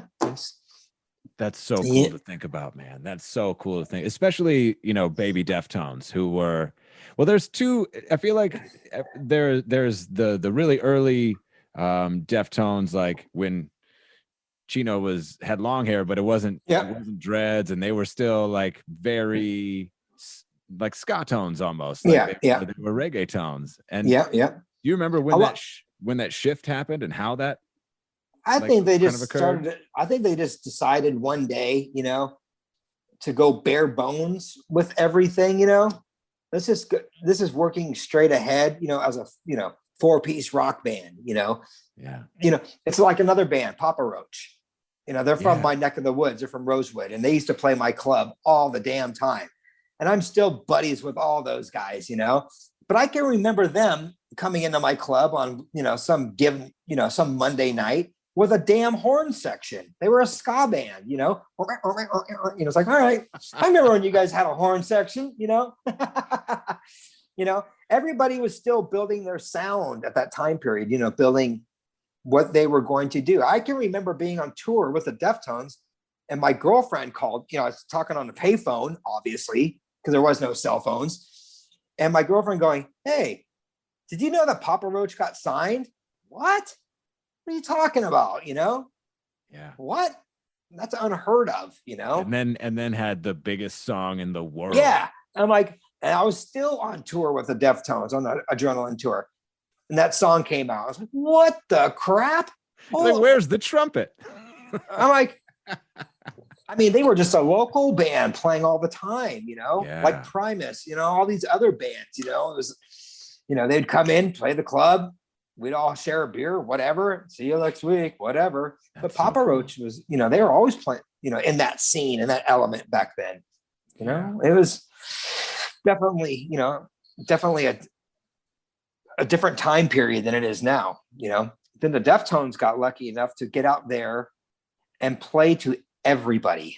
I mean, how many bands do you know that get an opportunity to play multiple different Warped Tours, open for a band like Pantera and White Zombie? A week later, you're opening for No Doubt. A week later, you're doing a whole tour with 311. It was all different kinds of bands and, audiences that the Deftones were playing to. Yeah. And those people remember it, it's like, oh, that's how they, Totally. initially built that core audience, that, that audience loved the band. That audience loved the band. And it all met right in the middle. Yeah, man. Yeah. That once you see him live, you're a fan. I mean, we never, ever sat around and discussed, mellowing the show out, for a certain audience. No, it was on fire, it was all guns blazing, it didn't matter, who the band was playing with. It was, No Doubt at the time had just released, that record. It sold 28 million copies, or, and they had it was at that time. It was, was that Tragic Kingdom? Tragic Kingdom, yeah. Yeah. I mean, we had known them and toured with them on the very first Warped Tour, and they were just, another ska band on that tour. But when that record came out, holy crap. I mean, pop stars. I mean, their audience was young girls. I can remember it, here we are, loud metal type Deftones, playing the Adrenaline record. I mean, it's way louder than No Doubt, way more extreme. These little young girls in the audience there to worship Gwen were like, they didn't know they were going to fall in love with Chino that day. Well, I don't know if it was about fall in love, but it was like, this is our first real time seeing something this heavy, this loud, this dynamic on stage. Those types of audiences, certainly, I think it took a bit more time to accept the Deftones, Yeah. But they weren't Kiss fans either. So there was a chance. Oh man. Oh yeah. Playing for that Pantera White Zombie audience was certainly a mixed audience, because, White Zombie had their classic MTV hits. Pantera was every metal guy's dream. So you already had a mixture to begin with, playing to 20,000 people every single night in those open outdoor amphitheaters, and we would just come out there and just be, all right, we're here to kick it off. Like a grenade, just like throwing a grenade in the mix. Just yeah. Oh yeah. Yeah. I mean, there's some video out there on YouTube, from those tours, Yeah. Yep. Yeah. All we had was a backdrop, the big red velvet backdrop with the chrome writing. It took us forever to find out who's going to make this for us, I said, we got to make it out of velvet, man. What do you mean velvet? Yeah, who cares? It's yeah. Oh, that's so cool. That's really a lot of fun to think about. And it also brings up, we are like way over an hour. I told you, oh my gosh, we're almost at 2 hours. You're doesn't bother me. I'm totally fine. All right. That's awesome. So thank you. You're very welcome. There's another episode that has come up from a live show. Talk about throwing a grenade in the mix. The U-Fest in Phoenix. Oh yes, yep. Can you tell me your recollection of U-Fest, of the riot? What a shit show that was. So we go down to the Desert Sky. Okay, first, we're extremely happy that we're playing a show with our friends. Okay, we're flying in, doing this show with Typo Negative is headlining. They're our friends, and a few of the other bands. And so we had, reached out to them and borrowed some gear, some different drum parts, some guitar cabinets. Here we are playing, the U-Fest at Desert Sky Pavilion. It's 117 degrees. It's, big outdoor, rock show. Days going by, the day is fine. Day's just going. So we start our show. We go on roughly as the sun is kind of going down. It's, 5, 6 o'clock in the evening. And we did not have our own monitor engineer to take care of all the on-stage sound, that the band hears. We didn't have our own. We couldn't afford that. And we didn't have our own lighting guy. It was just the small little group of us. So the local monitor engineer, the guy who takes care of mixing the on-stage sound for the bands, he sees Chino out there going buck wild and decides to turn off the monitor system. So the band cannot now hear what they're doing on stage. You can't hear any vocals. You can't hear guitars, nothing. You're on this big giant stage. All you can basically hear is Abe behind you, beating up the drum set. So Chino stops the show about, I don't know, 2 or 3 songs into it. Yo, I can't hear a damn thing, this is, completely, in the way Chino is, this is completely fucked up, whatever. This clown over here decides it's okay just to turn off the monitor system. So, and I remember Chino saying to the extent, if it's going to be like that, why don't you guys just come on down? So the entire place just goes whoop, to the stage. I mean, every person in the far back grass section was now heading towards the stage. I'm just running. And I'm just like, I'm sitting there out front trying to mix this. There's people running all over the stage, at this point. Within a blink of an eye, everything just went completely south. Chino's, we're doing one of the heavy songs, Engine Number 9 or something like that. People are just losing their shit, and it's great. The next moment I see is like people are now grabbing anything they could get their hands on and throwing it back into the audience. Guitar cabinets, the drum set, speakers, the monitor system, everything was just awash, and it just went completely way down here. Once that spark hit, everybody started tearing up the entire place. They were ripping the seats out, throwing them. I mean, it was just anarchy, 20,000 people, anarchy. Yeah. So I had yelled or something. I had done something and got the band to hide in the back dressing room. And I said, get in there, lock the damn door. I was making announcements over the entire PA system. Please stop, please stop, please stop. Everyone, please go back to your seats. There's video of it on YouTube. You can hear, I can hear myself, yelling at people, doing whatever. Video of you and like more, because I've only found footage like of the local news coverage. Right. Well, they had some of that pieced together. There's you can hear me. Oh wow! Please get back. Please stop. Now, by this time period, people are trying to catch the back wall of the behind the stage on fire. The back curtain, the whole back. People are now flipping cars out in the parking lot. It's full-blown riot going on. So I had one of the production people pull up a van. We all jumped in it and got the hell out of Dodge and back to the hotel. And I told all the band members, whatever you do, do not go out. Do not go to the bar at the hotel because everybody is staying there. We can't let this escalate in any way, shape, or form. We just got to play it cool. Well, a couple of the band members went out regardless, ran into another band, who couldn't play the show, got in a big punch up,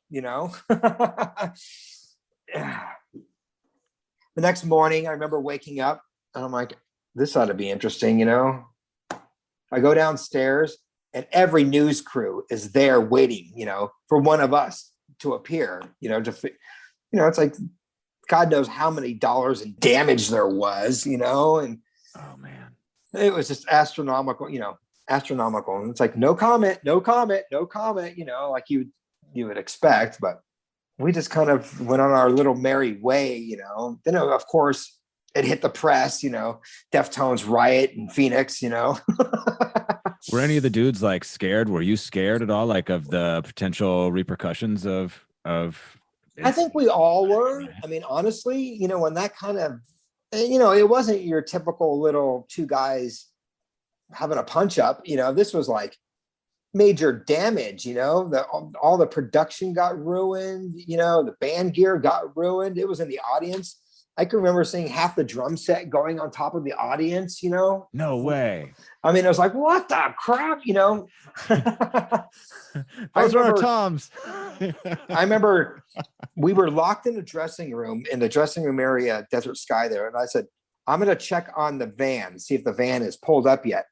I peeked my head through one of the big doors leading to the stage. And there was nothing but SWAT team in full outfit, arm in arm, sweeping the stage. So there must have been, I don't know, 60 SWAT guys with billy clubs, sweeping the stage of people, of the audience, pushing them off the front of the stage. Wow. There was, I was like, oh my God, as we pulled out of the amphitheater there in this van, I can remember seeing a cop or just a regular car on its side on fire, people running and breaking glass. And, it was just full anarchy. Did you take any pictures? Did you take any No. pictures of any cars on fire? Because that would have been a cool thing to put on an album. None of us had cell phones, let alone a camera. Right. The only probably don't want to document that thing. Like, this is what we were culpable for. Any pictures that were around, like that diaper photo, is just on one of those little yellow and black Instamatic disposable camera. None of us had professional gear, let alone what any 8-year-old has today, being a damn iPhone. Totally. And you guys were buds with the typo negative dudes, because my understanding is that it was fisticuffs with the typo negative dudes. We were friends with them. We borrowed some of their gear, and I'm still friends with them. And I've worked with Johnny, the drummer, for years with Danzig. He's the drummer, and it's Kenny and of course Pete. And I went on the tour with them later on, but they were not able to play their set, and their drummer at the time, and their guitar player, they got into a little bit of a beef with Chino and some other people, that night. Hey, I don't blame them. You travel all that way. You want to play the big headlining rock show at the big, and everything just goes up in the dust. I'd be pissed off too, I think it's very punk rock. I think it's very metal. I think it's very cool not to incite a riot, but that right, more or less, like, you know what I mean? And also, who's the guy who turned off the Chino's playback, like his monitor? Like, the guy, who knows? He worked for the big PA company there. Somebody should have kicked that guy's ass. Yeah, I mean, he just ran for cover. He sees one guy do a stage dive, and he got scared and turned the whole damn rig off. It's like, wait a minute, what? Yeah, nobody else is stage diving that day. That's insane. Like, no, I don't even remember what other bands were on the bill, but no, you don't, the other events sort of overshadow. Right. Yeah. I don't, the rest of the day. There's so many shows that I don't even remember, like, yeah, who we played with at that show, or where, it's who like, knows? Oh, that was like, 20,000 shows ago, Yeah, totally. Yeah. Wow. That's so cool. That's so cool to think about. It's really, we're all buddies, and we've all grown up, and looking back at some of those crazy things that went down, every band has moments like that in a roundabout way back then. Everybody had some kind of mischief up their sleeve, Yeah, totally. I think about all the time, people look back and think about, they reflect on their mistakes and maybe what could have gone differently. But I wonder, is there anything that you think like, man, I'm really glad that we did that? Like, that was an idea. I think we did it as a collective. We did everything. Nothing made any sense, but then again, it made all the sense in the world. With them, it was kind of like, sure. All right, cool. We were all young. There was no, we had real managers working for the band at the time period during all, the big stuff. We had Warren Etner, who managed Quiet Riot way back in the early 80s. He managed Rage Against the Machine at the time period, and he managed, countless other bands, managed Failure, So, yeah, I mean, there was no real management guidance, I should say. There was nobody, you're going to do it this way or else, like you see, which is really common these days, with a lot of acts. We were just kind of doing everything on our own. We were out there. We would get, a random phone call. Oh, by the way, I sent a letter to this upcoming venue, new set of contracts. Whatever it might be, you're staying out there, and you guys are just going to continue. It never stopped.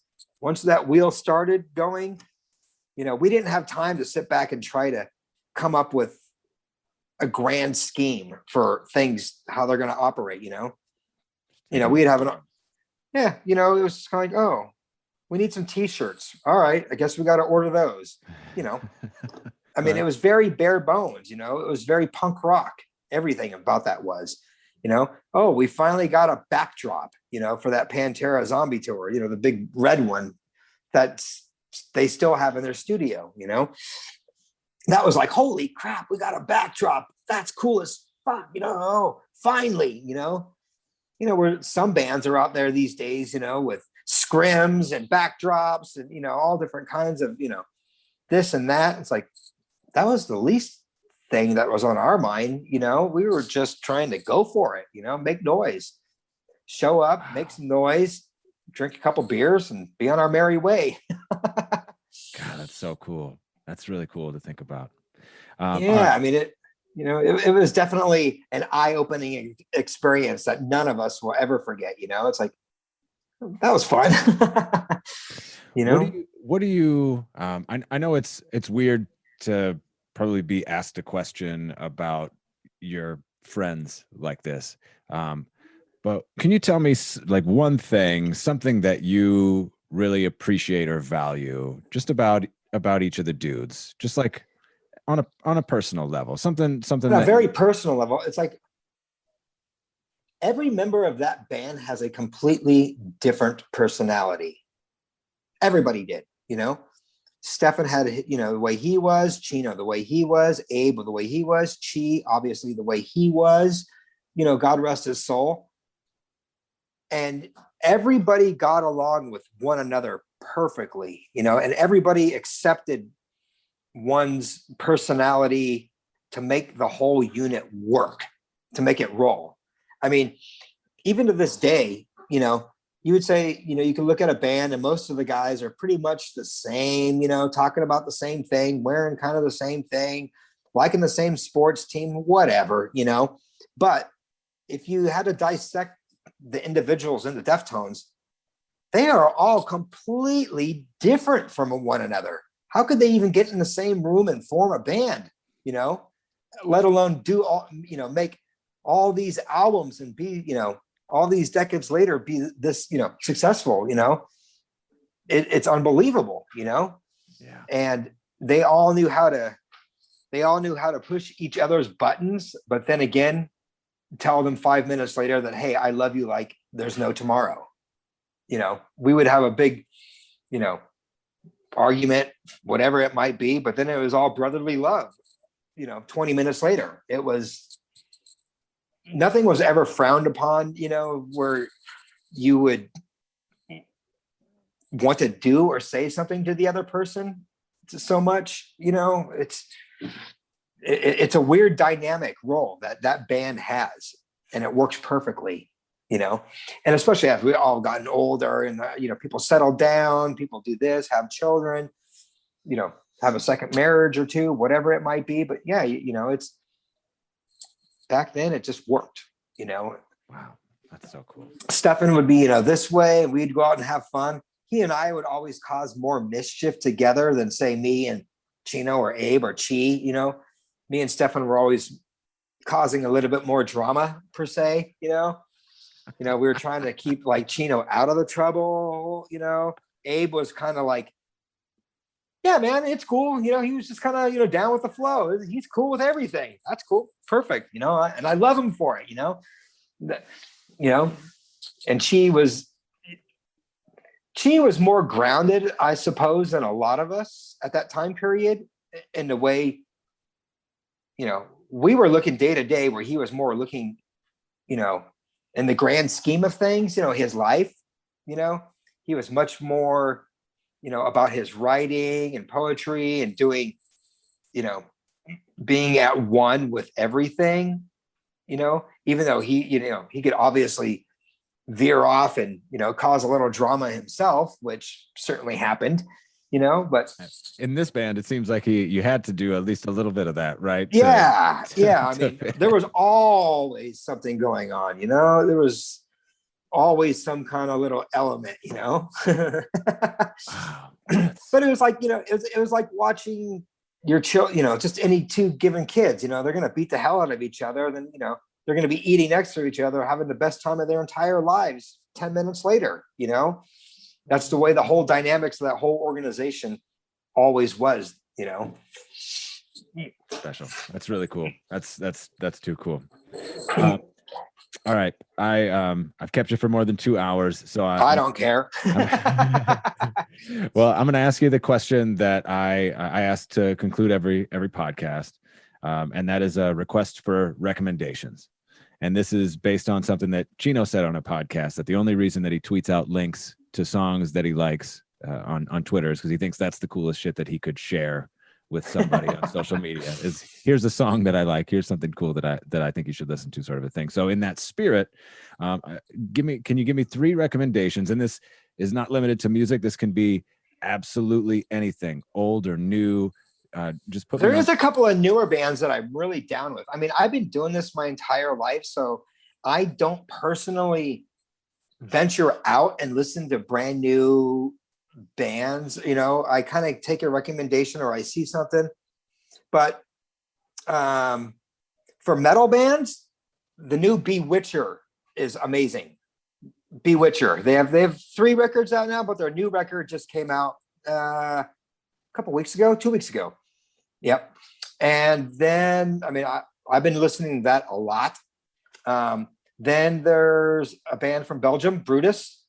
There's a 3-piece band who actually played on one of the Deftones shows. They have a girl drummer, Stephanie, who sings. I think I'm wearing the shirt. Oh, you are wearing a Brutus shirt. I am wearing a Brutus shirt. Yeah. Their Live in Ghent record is amazing. I love that record. They're a band that kind of reminds me of a version of the Deftones if they had a girl in the band. They're very dynamic. Some parts are extremely heavy. Some parts are really atmospheric, with a little twinge of surf guitar. It's weird, it's like, and the way her voice soars over the music is everything, and I saw them once. I was like, God, where the hell did they come from? They're amazing. All their records are great. Nest is beautiful. Live in Ghent is beautiful. I don't know. It's just one of those bands that just completely took me off guard. Here I am in my mid 50s going, wow, I really like that. That's sick. Yeah. For a band. I've seen it and been there and done it. And I'm jaded. Yeah. Okay. I'm a fan of these guys. That's rad. That's too cool. Yeah. I don't know. I mean, there's not a lot else out there that really has hit me off guard.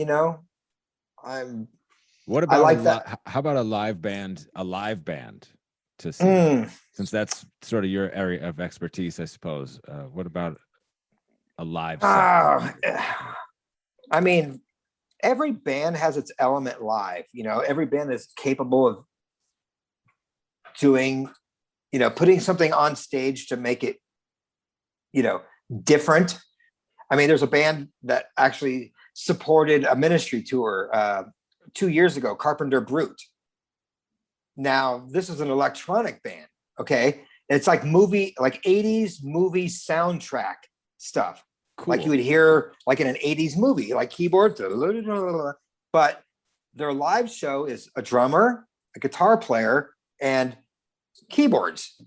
And their whole show is just amazing the way they do it. They kind of hide behind a big screen with all this crazy stuff being shown on screen. A lot of it is like not meant for children in any way, shape, or form. But it's like, wow, these guys are fucking cool as hell. Where did this come from? Who came up with this idea? This is cool. You awesome. Mixed 80s soundtrack music, with 80s sounding guitar with a bit of drums behind it, with a crazy light show. It's like, wow. That's cool that the way that you articulated that is really cool. I've thought about ohms. There are moments on ohms where I kind of feel like that's what I'm experiencing. Like, especially those dirgy synth moments on the album where it's like this dirty 80s, like it makes me feel like the first Terminator movie. You know what I mean? Right. It's got that feel. It's such a cool. Have you got into the latest albums, the Deftones albums? Did you check out ohms? Did you check out? Yeah, I did. I thought they were great. There was like from Adrenaline on, they have certainly had their ups and downs with records, like anybody who releases that amount. And there's always something on every single record that really hits me. I go, yeah, that's what I like, you know? Yeah. And it could be a quiet, soft song, or it could be, you know, one of the heavier ones, you know, per se. So, but yeah, every single one of their records, I have something that it just hits me, you know, and I don't always hear them right off the bat when they release a record because I'm busy, probably somewhere else on a tour, and I'm not really sitting down and listening to a band's new record. Yeah. You know, I can't, that's kind of hard to do, you know, in my position. I would imagine, you know, and when I'm home, I don't even have a stereo system in my house, you know. Wow, really? No, I mean, people are like, oh, you're a sound guy, you know, you got to hear all this. I'm like, I have little speakers here next to my computer right behind me, but I haven't turned those on in damn 2 years, you know. That's work, right? That's work. Yeah, I mean, I keep it quiet around here. That's nice. That's cool. I mean, I have gotten into that, you know, that band Brutus and like Bewitcher, you know, that they're different type of old school thrash type metal band. It's not too heavy. The music's not, but it's just different. And I kind of like that, you know. I'm like, all right, I get this, you know. That's cool. Mm-hmm. All right. The last question I'll ask is, when was the last time you caught Deftones live? Live? Oh shit. Good question. We've done a lot of radio shows and festivals together over the years. It's been 2 years since they played, really? Over 2 years now. So it's probably been 2 or 3 years. Yeah. You ready to see another one? I'm ready to see another one. I'm ready to see anything right now. Hey, man, I'll go out and watch the monkey banging on a damn tambourine, you know? It's Hell like, yeah. It's funny, about 6 weeks ago, I'm sitting in my house, you know, right in the heart of LA. And I mean, everything's been closed down, no live shows, no, nothing. I have not seen, that's the first time in my life that has ever happened. When I started hearing all this music, I'm like, what the hell is that? You know, from inside my house. I look out my window and the neighbors that live across the street from me had hired a full-blown mariachi band. Wow. To sing and play for their mother's birthday party. So I had a full mariachi band playing out in the street, you know, for this woman's birthday. Oh, that's sick. You know, she completely social distance, you know, they're standing on the curb in the street, full mariachi, all the outfits, the big sombrero hat, you know, the hats they wear, all the guitars, you know, and I mean, there's like 8 guys out there. I'm like, this is the coolest shit ever. You know? Oh man, that almost brings tears to my eyes just imagining it. You know what I mean? Like that. On a normal day, I'd probably be mad, you know, if it wasn't for, you know, right. I went out there and taped them, you know, I watched them, you know, I sat out there on my driveway, you know, right across the street, watching this mariachi band for an hour. I'm like, this is cool as hell. This is the first band type music I've seen in over, you know, a year and a half now. Dude, Wedge is cool, man. If his kindness and generosity are any indication of how cool the dudes in the band are, well, we've been right all along. Wedge and I went on to talk for another 2 hours after this, but I've trimmed a bit of that down to just the Deftones stuff for you here. We were talking about Danzig right before where we're picking up, and I asked him this question. Are Deftones, are they going to be a band that tours forever and ever? I think so, you know, because they've already gone through their hardships and they learn from their mistakes, you know? And, you know, as a band, they're just making it easy on themselves. They know how to make it easy on themselves. Well, yeah, you know, nobody in that band has, you know, kind of veered off and gone into their own reality of what's right and what's wrong, you know, some like in comparison to somebody like Danzig or this person or that person. You know, you got to stay relevant, and things change constantly as we move forward. You know, you need to roll with the times. You can't still think it's 1984, you know, and it's it's stuck that way. You know, I've had my fair shares of arguments with somebody like Danzig, you know, about PA systems and lighting systems. You know, these lights are, you know, I need 5,000 par cans. There's not fucking 50 par cans in the United States. You know, it's all LED lights that are extremely light, no temperature. They don't, you know, they don't require any real power. They can change, each light can change to 1,000 different colors, you know. It's all technology. But he don't you know. know? Yeah. No, you're fucking wrong. It's like, oh, Jesus. You know, I need, you know, monster arena lighting rig from 1984 Van Halen tour. Oh God. I'll hit the flea market and see if I can find one. Yeah, I'll hit the I'll see what I can find you, dude. Right. I'll be right on that. I'm getting some coffee in the meantime. Oh, what a trip. But yeah, Deftones, the guys in the Deftones, yeah, they might have had some drinking and drug problems in the past. It's no secret, it's not a secret to anybody, Yeah. They've gotten through that. They've all gone through their relationships with, their partners, and wives, girlfriends, whatever it might be. Because those are all the things that really put the any band at risk. Right. That's what creates the tension. Yeah. I mean, there's thousands of bands that have all gone through, this, that, and everything else, and I mean, they survived a death of a member of the band. Yeah. And it was, I mean, it was absolutely dumbfounding and everything about that and the way it happened, it was just mind blowing to each and every one of us, it's like, wait a minute, what, Yeah. It wasn't his own fault in any way, shape, or form. He didn't cause the problem in any way, shape, or form. It just happened, and it happened for a reason. But it's hard to accept that reason when it's somebody that's a part of your inner family. It's not like, he was sick and passed away because of, having cancer or something. It was a freak accident, and it was like, all right, and it certainly, changed everyone's whole perspective on everything, I got a call from them way back, they had already shelved the record that she had played on. I've never heard it. No one has, and they have. I went into the studio with them, with Serge on bass, and it was like to write new songs.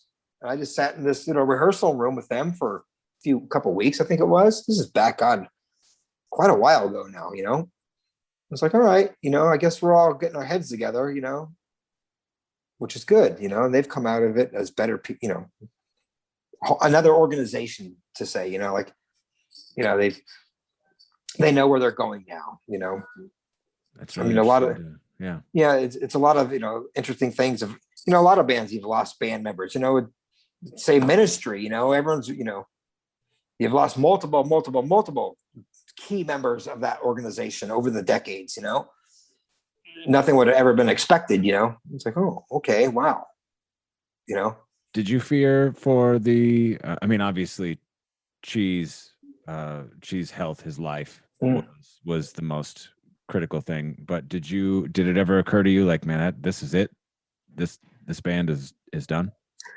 I don't think I ever really thought that, because I had spoken to each one of those band members, right after it happened, would stay in contact with them, with somebody in the organization to figure out, you're feeling their headspace. You kind of know where they're going, the way they're thinking, she was on life support there for quite a, good amount of time, Yeah. Me personally, I don't think I would do that, when the doctors say that individual is, if I was in that situation, I'd want whoever it was to pull the plug on me, period. That's just me personally, and I think it really changed the perspective of a few of the members, of how things were being dealt with. It was certainly not easy. I can remember talking to one guy, and no names mentioned, and he was furious about this, she's not coming back. The doctors have told us that, he's on life support. What is this? Why? This is wrong to do to anybody. And I think they all kind of realize that she is still with them in every way, shape, or form, and having somebody like Serge come in and play bass, who's already friends with the guys since the very, very first Warped Tour when he was playing with Quicksand, Yeah. It's like, all right, fits in perfectly. He's a great guy. It's they've come out of it better, I think, as a whole. They had to, truly unite. I feel like you could feel it on Diamond Eyes. You can feel that Yeah. energy. Like Yeah. it truly. I mean, with Diamond Eyes, I think they kind of went back to the energy, the spark, you know, that kick in the ass was certainly there, you know. Yeah. They seem to be moving, you know, like, all right, nothing's going to hold us back. It doesn't matter what it is, you know. We've all gone through hell and back. We've all gone through, you know, this now, you know, Chi passing away and doing this. What next, you know? Yeah. So, you know, they certainly, I think, threw it into fourth gear and went for it, you know? Yeah, man. Yeah, totally. And I've talked to people who feel a certain way about like the band, the music, their interpretation of or their fandom, maybe pre-Chi and then the Sergio era. But there is something that feels genuinely like heroic about their persistence and like their ability to certainly you're right. You know, Sergio coming in, he was not trying to steal anyone's thunder. He was not trying to recreate the band. He was not trying to throw in an element that was not ever there in the past. It's like, man, he locked, you know, he turned the key and it went go, you know, and he fits, you know, I've watched him every single time and it's still different for me since being there since day one. And, you know, used to seeing somebody like Chi on stage and me yelling at him and him yelling at me, whatever it might be, you know, but to see, you know, him up there, Sergio rocking out, playing everything the way he does is it's beautiful, you know. It doesn't always happen when a band accepts a new band member, you know. You know, it's going to change its, you know, change its shape and change its sound. Every band does, you know. Truly. It's nothing you can do about it unless you're just a hired gun and you're gonna play it just like this or you're fired. It's gonna sound just like this or you're fired. Well, you know. Well, even guys who are brought in with the intention of being like, all right, you're our guy. And then it just doesn't necessarily roll out that way. And that it's another instance that is just so singular about Deftones, right? It's just another time where it's just like, man, there's nobody like this. There's nothing. Yep. It's one of a kind.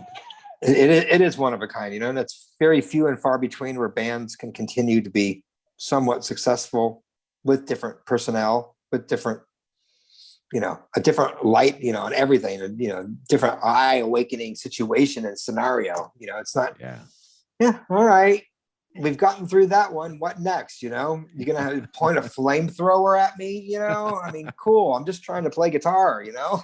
No, we're going to we got a dragon. That's the deal. I got a dragon. We got a fucking dragon. Wedge got a dragon. It's here. It's coming in. I had a bite to eat. We're good to go. It had a bite to eat. Yep. Yeah. Yeah. I don't know. That's so fucking cool. All right, Wedge, I'm going to let you go. Sounds good. I appreciate it. I've had fun. Man, I've had a blast. I really hope that you... I can go on and on. I mean, we haven't even talked about like some of the crazy scenarios and things, you know, come on. Man, let's do it. I'm going to go tell my wife, hey, look, I got to be downstairs for another hour. You do your wife thing, you know. But I do hope that maybe we can have that conversation the next time that you're in Minneapolis. Oh yeah, you know, we could talk about, you know, the Crow movie and, you know, that whole scenario, you know. Oh shit, yeah, the Crow movie. Were you there? Right. Were you there for the Crow? Oh yeah, shit, yeah. You know, yeah. They pulled us off tour, you know, and said, hey, you guys are being flown to LA. You're gonna be in a movie, you know. We're like, all right, this is cool, you know. Let's do this. Had anyone seen the first one? Oh yeah, you know, that was always a really, really popular movie, you know. Yeah, it was huge and one of the best soundtracks of all time. Best soundtracks, yeah, you know.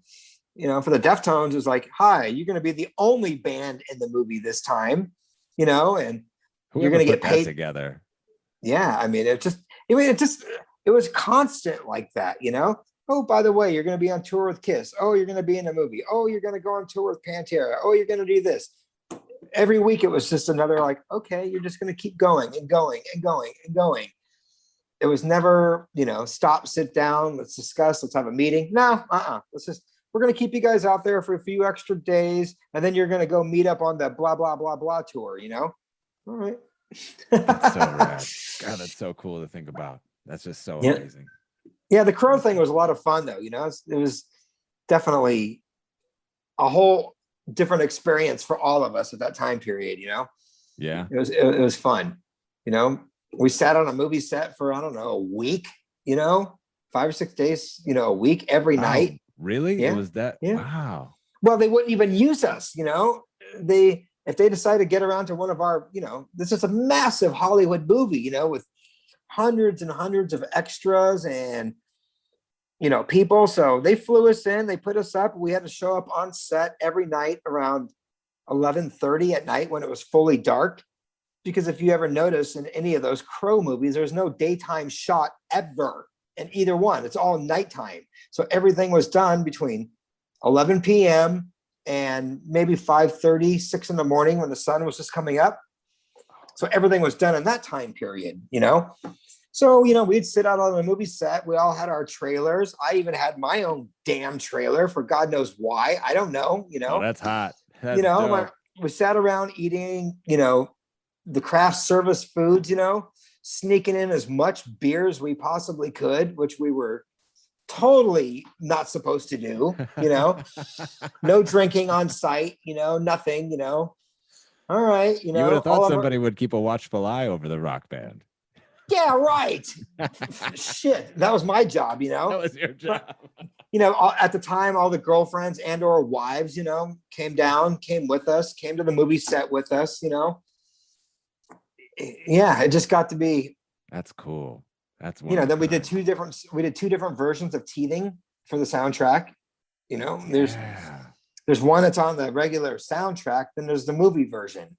Yep. Yeah. I did one of them. I did the movie version, which is they're like, we need it to sound like a live show, like the band is actually playing, not in a studio, not a studio track. Because it's supposed to be outdoors, Day of the Dead scene, that whole thing going on. All right. So let's do this, That's so cool. What a hidden gem. Not even a hidden gem, but sort of a hidden gem, I guess, in their body of work. When they pulled it out at the first Dia de los Deftones. Right. And I lost my mind. It was so right. I love it. That's the stuff that I know, like the back of my hand, anything from that exact time period, we were doing that summer sanitarium tour in 2003. Oh, you were on that? Yeah, I was doing Mudvayne at the time. Oh, I was mixing and tour managing Mudvayne. So it was Mudvayne, Deftones, Limp Bizkit, Linkin Park, Metallica. So one day I'm just, goofing off, and Chino's like, what the fucking set list would you write if you wrote a set list for this, So I wrote a set list and it was like Engine Number 9, it was like everything, all the heavy hitters off Adrenaline and Around the Fern, He's like, motherfucker, bitch, have you heard of White Pony? He's like, yeah. He's like, bitch, you want me to go out there and sing this for 45 minutes? I'm like, yeah, you're just a fucking pussy, bitch. You know what? You can't be singing these sappy love songs in the afternoon, in a stadium full of Metallica fans. They don't want to hear this, fuck you. So yeah, it was fun. Crazy. If I would have known that you were on that tour, I would have asked you earlier about Chino's testicles. That was when he like busted open a testicle or something. Yeah. Yeah. Because I bought tickets for that show, the Minneapolis date. Right. And that was maybe like one of the first ones, or one of the first date that they missed. And Hetfield was real. He was talking out of the side of his mouth. It was like, sorry you missed Deftones or whatever. Like, he said, kind of slick. And I was like, dude, what happened? And it only came to my attention recently that it was because Chino had like a nut exploded or something. Right. I got to get the whole story on that one again. It's been so long, that's almost been 20 years, I know. I was trying to babysit Mudvayne at the time period, Jesus Christ, that was a chore in itself, Well, they were great. I remember their set was awesome. It was a great set. But I mean, those guys hated each other, and it was it was not the easiest of scenarios for any of us involved, Yeah. And now they're doing a reunion tour this year. It's like, oh, okay, whatever. See how this works out. Let's see what happens here, Wow, that was such a massive show. And oh yeah, yep. And it was a great lineup, top to bottom. Like it was a lot of fun. It was a cool shit. Cool. Yeah, I mean, better to see Deftones that day. Right, right. Yeah. I mean, shit happens. Yeah. It's the only time that they ever didn't show up, and I've seen them a bunch of times. You know what I mean? Right, so right. I'm not in the long run. I'm really not sweating it. It was. It's only remained a curiosity until recently. You know what I mean? Right, right. Wow. I'm gonna have to ask Chino. Hey, dude, what's up with your nuts? Well, that's it for this amazing conversation. Thank you, Wedge, for being so incredibly cool. I can't wait to see you on tour. I would very much like to buy you a beverage. My name is Woody. Find me on Twitter and Instagram if you want to talk about the podcast and find out what's next. Thank you for listening to Deftones. Thanks for listening to Change in the House of Pods.